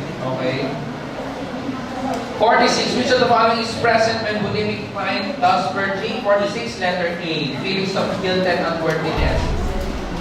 They have this representation that the food is actually a symbol of fear. So they take it, pero later on, they feel that they are not worthy of that care. Parang naging guilty sila. So mag-purge sila. Okay? That's the idea, that's the psychodynamic explanation of sa bulimia. O, kami muna, huwag masyadong, you just jot down notes para hindi maingay. 47. The following may be observed to a client with anorexia nervosa except dog. Siyempre, they don't keep their weight normal. So, obvious na yun na letter D ang sagot, di ba? 48. Psychometrician considers session effective if the client's state anorexia nervosa is specified as what? 48. Boy. No? Perceive themselves grossly overweight when in fact they are not. Okay? It's not confined only to clients with depression. The research will not tell us that. And it's not in young boys and girls alike. Because most of the time this is, the majority is actually females. And the chaotic family actually hindi nga eh. Most of the time the family is overachieving. They are in a good family actually. Most of the time. Hindi siya yung katulad ng family enmeshment or high expressed emotion. Hindi eh. Pero the idea is, relatively, kahit okay yung family, masyadong controlling. May ganun eh, di ba? Pero hindi siya enmesh na mas malala kasi sa borderline baby. Okay? 49. When the client has bulimia nervosa, an increase in the anxiety level will generally result to, of course, the binging and purging episode that they're going. Okay. And you know that there are 3 different eating disorders already. Remember, DSM-5. Diba, you have anorexia nervosa, bulimia, and the binge eating disorder. So, alin dito, you can do binge and can do also purging. Bulimia nervosa. Okay? Kasi sa binge eating disorder, walang purging. Okay? Kaya pag matakaw mo yung kumain, kain na lang kain, binge eating. Then, of course, there's dysfunction, of course, involved. Pero kung puro purging lang ang ginagawa, anorexia nervosa naman. Kasi they don't want to eat. They will not maintain a normal body weight, but they will try to purge. No, either susuka sila or mag-enema, they will try to induce bowel movement. Okay? 45. Number na tayo. 50. Impotence is an example of what disorder? 50. Boy, sexual arousal disorder. Inability to maintain the platform for us to proceed to the next stage of sexual cycle. 51. Mr. Law's wife also expressed disinterest in having sex. She was too anxious about it. The mental health professional, sexual aversion naman yan. 51 letter A. Yung walang drive for sex. Kasi yung sexual arousal disorder, may drive sila, pero they cannot maintain the sexual platform of their body to proceed to the next sexual stage, sexual cycle response. So, pero pag sexual aversion ka, wala ka talagang drive. Ayaw ko talaga, sobrang sa papaya ko. Alam mo ba yun? Totoo ba yun? 52. The inability to maintain the physiologic requirements for sexual intercourse. Yan yung 52. Parehas din yan yung 51. Sexual arousal din yan. Boy. 53. A person who derives sexual pleasure from playing stockings. Alam niyo na to, this is fetishes na letter C. 53 letter C. Okay? Yung hebephilia, this is an old term na parang ano yan eh, parang pedophilia. Ang pedophilia kasi less than 13-year-old. Ang hebephilia naman, 13 to 18.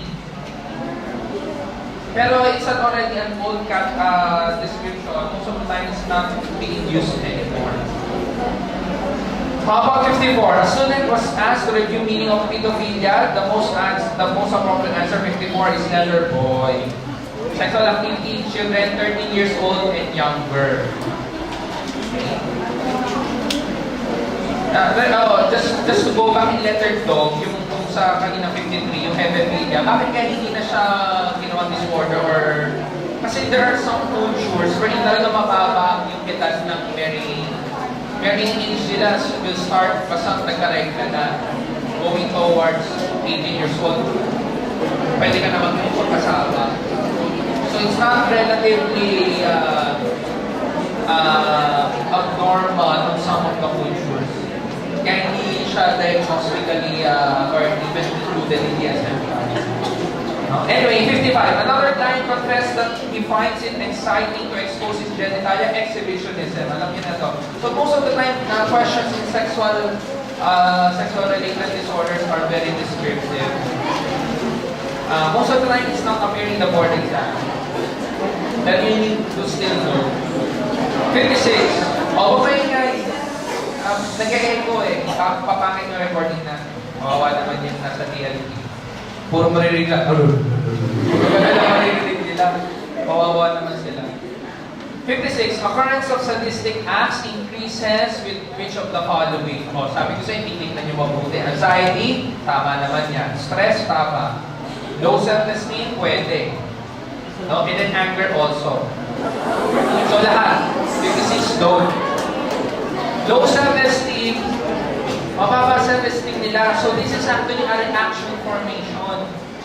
They feel low about how they can perform in the bed, for example. So gagawin nila, mag-overperform sila to the point that they will do this sadistic acts. It's a way for them to have that reaction formation, to decrease their anxiety about their low self-esteem. And of course, anger also. Turn outward naman. That's a very externalizing way of expressing anger. 56 though. 57. Focus on behavioral techniques in decreasing paraphilic behaviors. Obviously, you will recommend this when you see this in your clients. Ang recommendation will be, boy, you need to adapt new sexual patterns. Okay? That are more appropriate. Okay? So, now, of course, with paraphilic behaviors, not all expression of paraphilic behaviors will be abnormal. No? Pero pag may dysfunction na, that you will qualify in the DSM criteria. Okay? Pero that does not prevent someone, if they really wanted to do those kinds of behaviors for fun or for exploration, adventure, wala namang problema. Hindi porket ginawa mo yun, kahit paminsan lang, abnormal ka na. O DSM-5 ka na. Hindi, no? Remember, criteria in DSM-5 always have the idea of dysfunction. No? Malaking factor yun. 58. 58, di ba? Anxiety manifests in different ways. Anxiety can quantitatively differentiate anxiety from fear. 58. Letter A. Okay? Sa anxiety kasi you don't know most of the time the trigger and even your response to that unknown fear or response is actually more than beyond what is expected. Pero pag fear, meron talagang danger.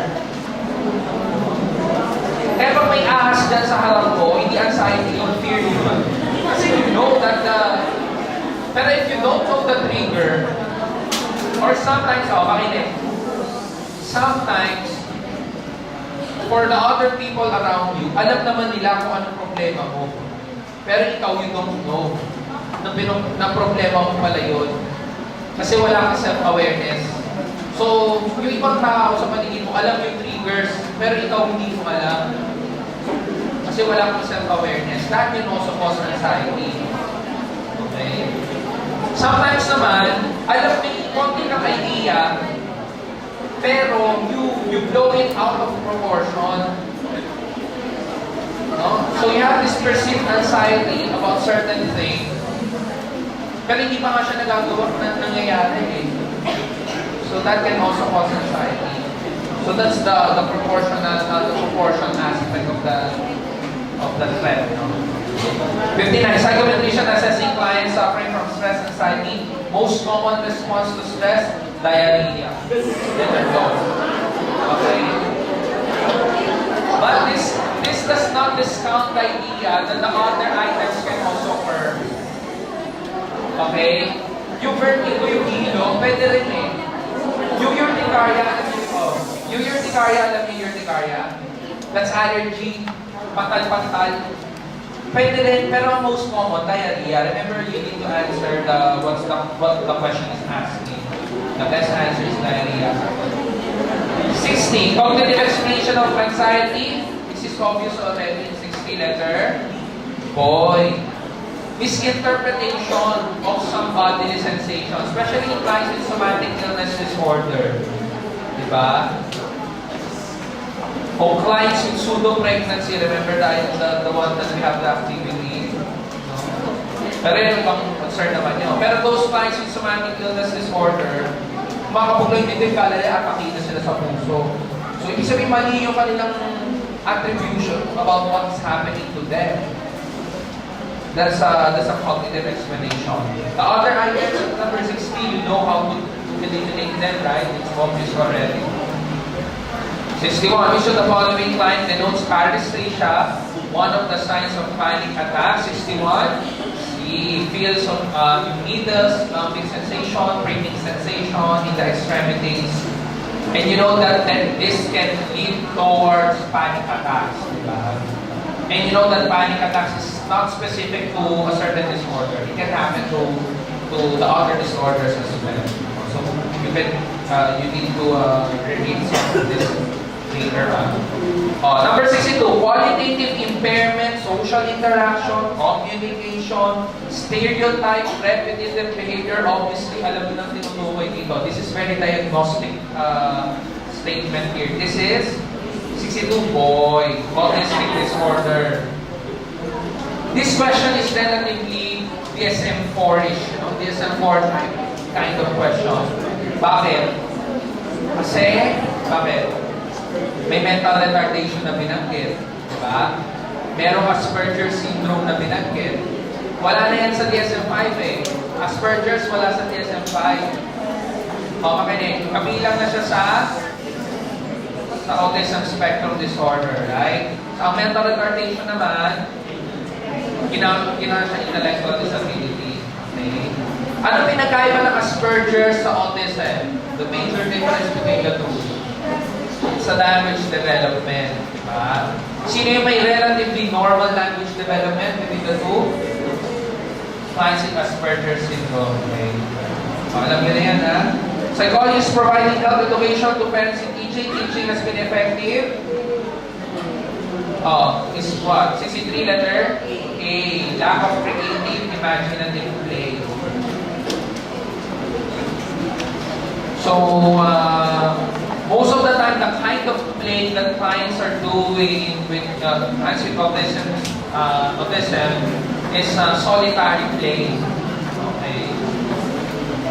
You will not see them doing cooperative play or associative play. Are you familiar with different kinds of play being done by the children?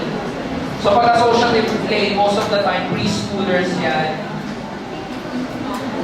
Toddlers going preschool. Then school age cooperative play, wherein they already cooperate and follow certain rules. No? Nagpe-free-kita, daming lupa.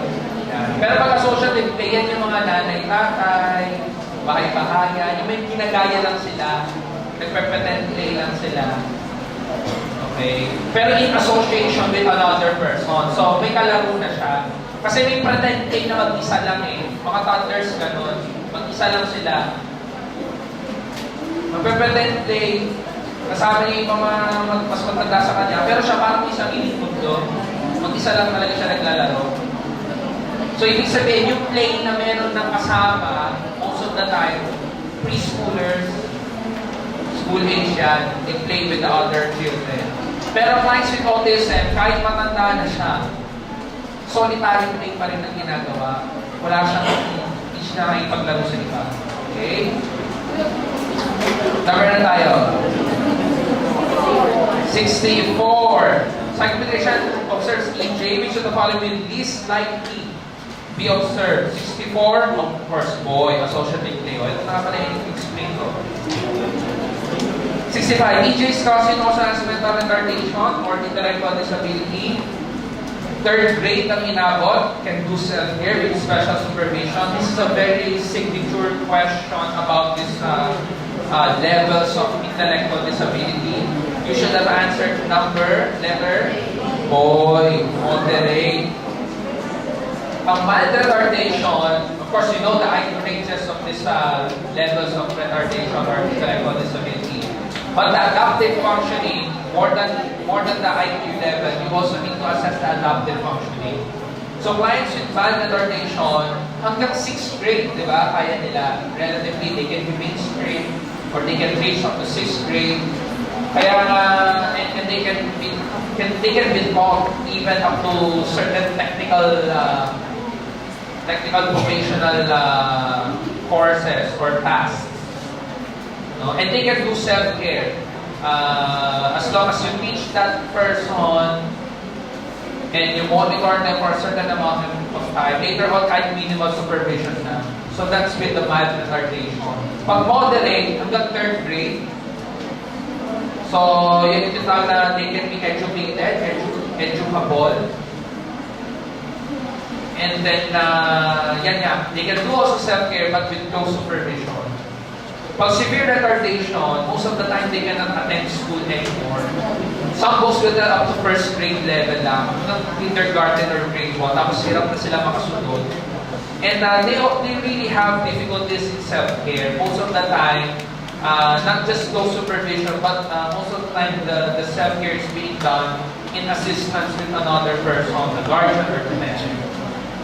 Okay? Ang profound retardation, talagang ano yan, wala na. Custodial care na yan. No? They cannot really do self-care. They cannot even attend school. Most of the time, they will not be able to develop language or the ability to speak or even read. So talagang alagain din profound retardation. Okay? So you need to know not just the IQ level but also the adaptive functioning or the expected levels of functioning that they can do. Kasi yun na mag-include nyo para categorize kung ano ang severity na mental retardation or na intellectual disability. 66. Which of the following process yes?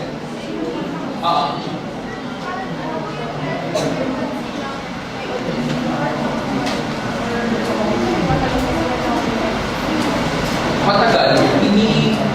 Most of the time, the life expectancy of clients with autism depende kung anong klase or anong severity ng autism. Most of the time, they can live relatively the expected age range or expectancy. Unless na lang yung mga tipong Rett's disorder, Rett's syndrome na females ang apektado. And this kinds of cases, remember it's a chromosome link disorders for some of the clients. So, kung babae, problema yon kasi sa lalaki you have X and Y chromosome. Sa babae is XX. So, if you imagine this, it's an X-linked chromosome problem. So sa lalaki, pag may problema yung X chromosome nila, autism can happen. Pero pag sa babae, if they have problem with the X chromosome, there's still another X chromosome to at least have the buffer. Kaya hindi lumilitaw masyadong symptom. So paano pag ang babae is symptom of the autism? Ibig sabihin parehas yung X chromosome niya may problema. So ibig sabihin, mas malala yung concern niya. Kaya yun, most of the time, the life expectancy, especially with the Rett syndrome, they don't reach more than age of 5. Ano sila?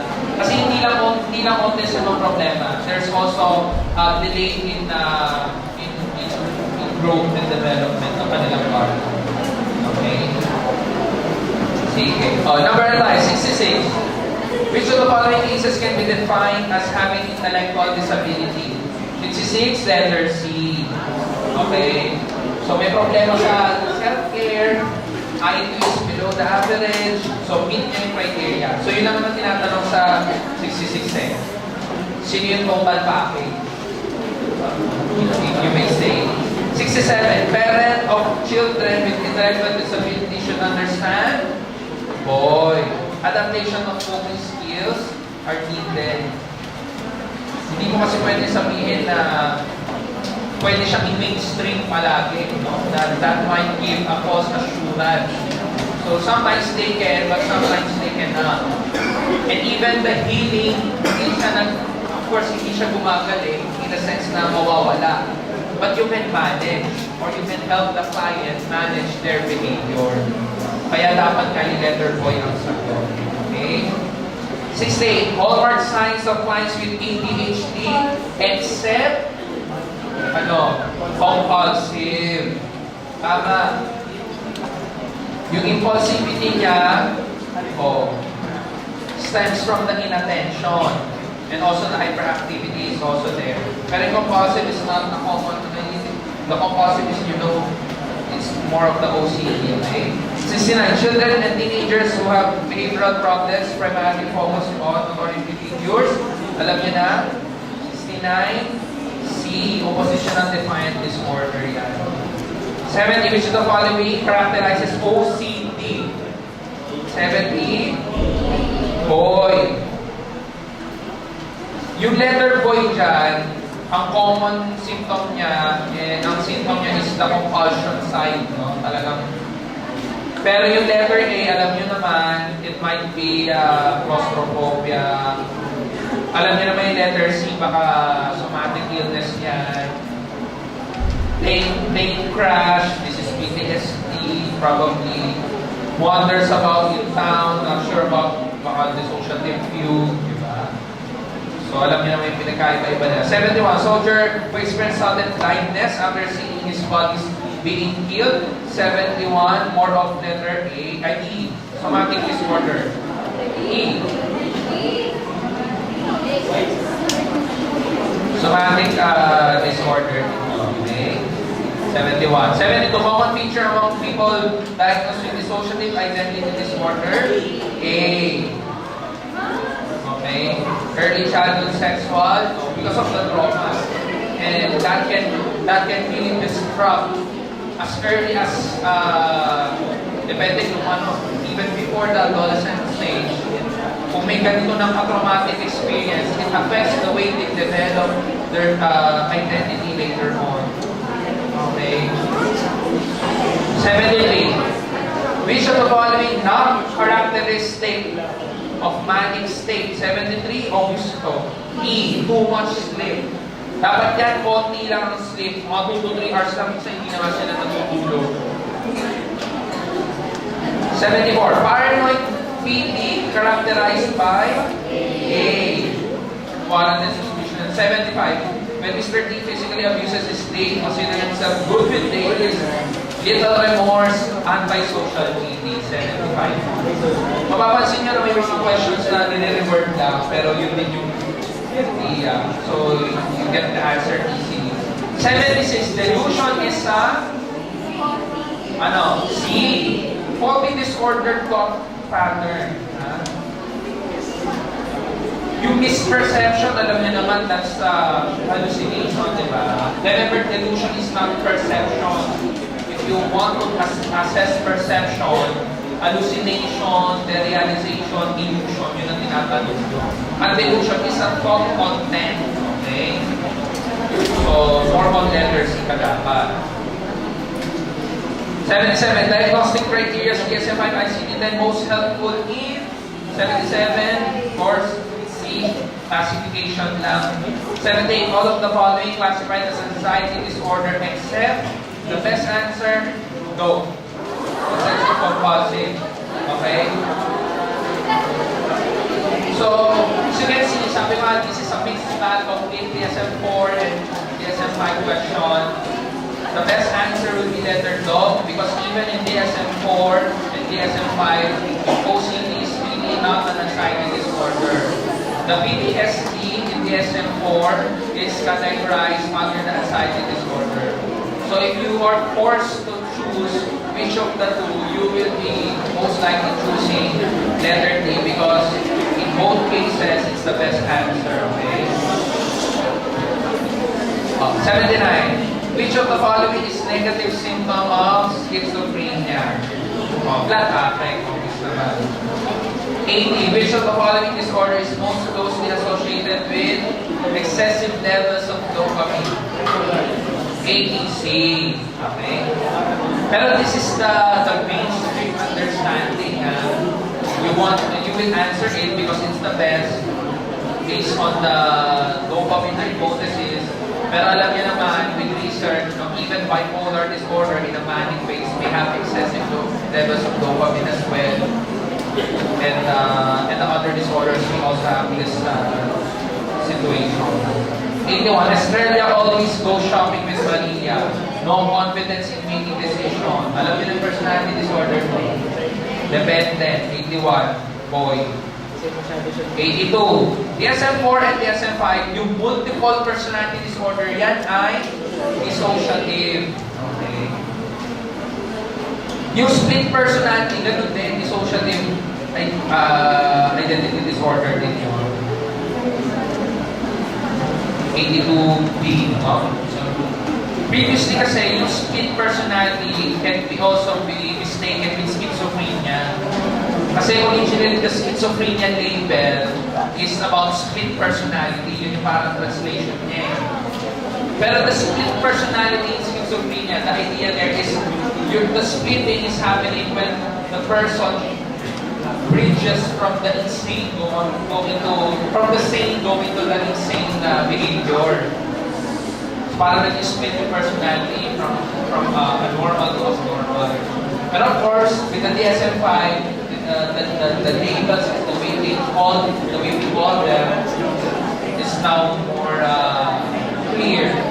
Hindi katulad dati, nagkakahalo-halo yung mga labels. 83. Franco hears voices, believes he is wanted by CIA. Obvious na to. 83. 8 na involves schizophrenia disorder. That's the nearest answer. 84. Suzanne reports persistent, irrational thoughts, tension, repetitive impulses. Naulit na lang yung question na to. 84. Boy, obsessive compulsive disorder. Okay. 85. Which of the following not a common symptom? 85. No. Panic attack. Not eh, di ba? Pero that does not discount that panic attacks can happen as well. Pero hindi siya common. As you can see, A, B, C, and even E are even diagnostic of schizophrenia. Panic attacks is not. Pero it can, pero it's not common. Okay? 86. A person alternates between periods of depression, periods of mania. This is a very simplistic definition of 86, bipolar disorder. 87, the disorder that is marked by auditory hallucination, fear of persecution. 87, paranoid type.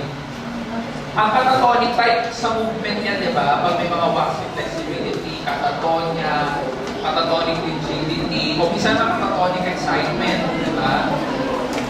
So, yun. Matinaw na yan. 88. With what disorder is learned helplessness most commonly associated? Parang tanong na ito kanina, di ba? 88A, depression. 89. A person with which of the following disorder most likely to get into trouble to law enforcement? 89A. Bakit kaya? Because of repeated occurrence of crime-related incidents. Kasi nga wala silang remorse, wala silang rule following, wala silang ganong sense of to do that rule following. 90. Which of the following is more likely to be found in women than in men? Ang sagot, 90A, depression. Sa suicide, ano ang mataas ang attempt? Male or female? Attempt. Female. Pero yung completed suicide? Male. Okay. So, sa dalawa, between male and female, sino yung madalas na may autism spectrum disorder? The males. Okay. Ang females kapag nagkaroon, malala. Talagang malaki ang concern. Okay. Sa anxiety disorders, ano mas marami? Female or male? Female. Female ang mas marami. Kaya nga dati ang tawag sa anxiety, yung conversion disorder, ang tawag hysteria. And the term hyster is actually coming from the old term about uterus. So sabi nila, yung somatic illness, hysteria yan. Kasi yung uterus, lumilipat-lipat daw sa iba-ibang parte ng katawan. So pag masakit daw ang ulo ng babae, yung uterus niya nasa ulo niya. Pag masakit ang tiyan, nasa tiyan. Pag masakit na pa, nasa paa yung uterus. Imagine yan. Pero ang OCD, is it male or female? The same. Kaya nga, even from epidemiological standpoint, the OCD and the anxiety-related disorders are really different. The OCD, iba ang kanilang pattern sa male versus female. Patay ka. Sa female, sa anxiety, mas mataas ang female. Sa pharmacologic treatment, yung mga gamot sa anxiety-related disorder, hindi ganun ka-effective sa time with OCD. Okay. So yun, so may mga difference talaga siya. Okay, 90 ano na tayo? 91. Jane wakes up, can't remember where she's from. She believes wanders for several days. 91. Okay. 92. Amnestic disorder, di ba? 92. Which of the following most associated with Freudian psychology? Anxiety disorders. Bakit? Kasi for most of the psychoanalytic theorists, they try to argue and explain disorders in the light of anxiety. And the idea of the ego, superego, and id working together to decrease anxiety, you know already, they're targeting anxiety disorders. Even their case studies are more likely geared towards anxiety or differentiating it with schizophrenia. Yun nga yung big divide between psychosis and neurosis. When is anxiety working? When is the ego really loses its grasp of reality? Kaya nagkaroon naman ng psychosis. Okay? 93. Someone who suffers from paranoid schizophrenia is not likely to experience, or hindi naman sila, not likely. 93. E. Depression. Pero hindi ibig sabihin, ang clients with schizophrenia hindi nagkakaroon ng depression. Pwede din. Pero not likely. Hanapin yung best answer eh. Sir, bakit may depression and schizophrenia na nga? Pwede rin, no? Kasi for example, ikaw ba naman araw-araw puro may naririnig na hallucination? O kaya, palagi kang socially withdrawn, walang gusto makipag-usap sa'yo. Kasi kung ano yung sinasabi mo eh, disorganized thoughts mo. Siyempre nakaka-depress yun, no? They feel lonely, they feel outcast. Depression can also be a comorbid concern. But of course, you will diagnose it. The primary concern will be the schizophrenia episode. 94. While at school, Joel experienced acute onset of anxiety. Heart rate increases, blood pressure increases, feels jittery. Malamang sa malamang, mangyayari sa kanya, boy, panic attack. Okay? Yung mga signature question na yan eh, no? 95, Carla, her best friend, both 25, close with each other. Curtis said something unkind. Oh, ano haba naman ang explanation nito? Pero ang problema niya ay borderline. Oo. Oo, no, magulo yung kanilang relationship, borderline. 96, vaccine flexibility is closely associated with boy, catatonic schizophrenia. Kanina pa natin pinag-usapan. 97, Karen is afraid of heights. Okay, phobic disorder, specific phobia. 98, one way of differentiating delirium from dementia. Ano ba napag-usapan natin to? A, onset and duration. Ang onset, sino yung bigla-bigla na lang meron? Delirium. Ang dementia, slow, progressive decline. Ang duration, sino dito yung matagal? Dementia. Hindi nga lang matagal eh, forever na. Basta umama ka na ng dementia, progressive na yan. Ang delirium, siguro within 7 days, dapat yan ma-indicate. Kasi kung hindi, problema yun. You need to solve the underlying medical condition for delirium. So that it will be solved. Okay? Now, remember mild cognitive impairment, MCI? Remember mild cognitive impairment? That's why it's very important for you to measure the cognitive functioning, especially if you suspect that there is some concern with the cognitive functioning. Kasi you want to measure whether there's MCI, mild cognitive impairment. If mild cognitive impairment can be reversed. Remember that?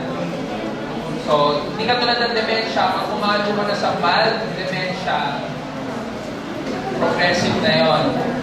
Pero pag mild cognitive impairment pa lang, disoriented ka pa lang, or medyo pinalilimutan ka lang, pwede mo ma-reverse yun with aggressive management. Okay? Kaya importante yung ma-measure MCI. Okay, number na tayo. 99? Biological features of Alzheimer's except, biological except, 99, boy. Bakit? Pakinggan. Alzheimer's Alzheimer's. Tama yung letter A, amidon plaques, o yung mga neurofibrillary tangles. Ito yung structural changes in the brain. Okay? Yung letter O, hindi siya sa Alzheimer's. Siya sa mad cow disease ito eh. Yung Creutzfeldt-Jakob, yung Prions disease. Yan yun. Nakakain sila ng karne na infected. Apektuhan yung brain nila. And there's certain structural change that happen. That is specifically with the Prions disease. No? Yung hippocampus size, okay yan. Sa Alzheimer's nangyayari yan. Decrease. And yung cholinergic neurons, acetylcholine, yan yun. No, nababawasan yung receptors o yung sensitivity to acetylcholine. Pwede rin yan sa Alzheimer's. Okay? So, number 100, during bath time, tries to chew the soap. Obviously, the question will lead you to hypermorality. Pero, just to disambiguate the others, yung hyperanthropomorphosis can also happen with clients with dementia.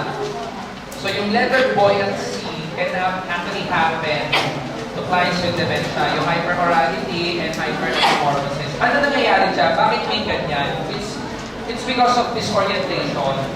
They don't know the surroundings, they're disoriented, so they try to choose. It's parang bata, no? It's their way to orient themselves. Ano ba ito? Ano nangyayari dito?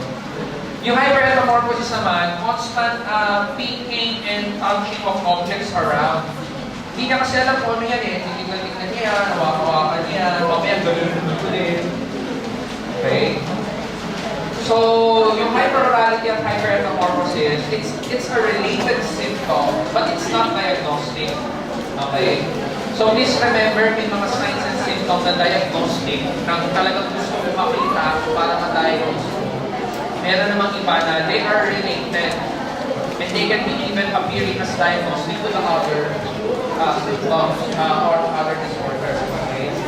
Ano yung hyperemesis? Hyperemesis is suka ng suka. No? Uncontrolled vomiting. Common ito sa buntis. Hyperemesis. Okay? But if there will be a certain disorder that can also have this, a psychological disorder, probably what is it? What is it?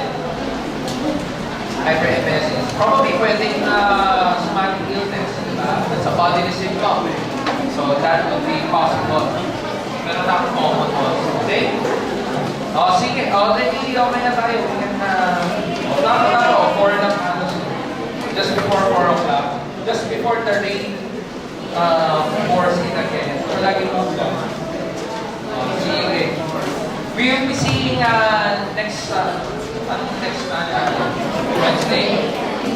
Ano subject na? I.O. Okay, sige.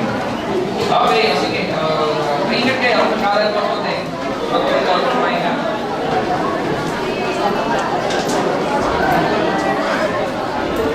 May mga answer sheets pa ba? Oo, ba't yan na sinasagot? Sinulat ko na yung sagot ko. Hindi, joke lang.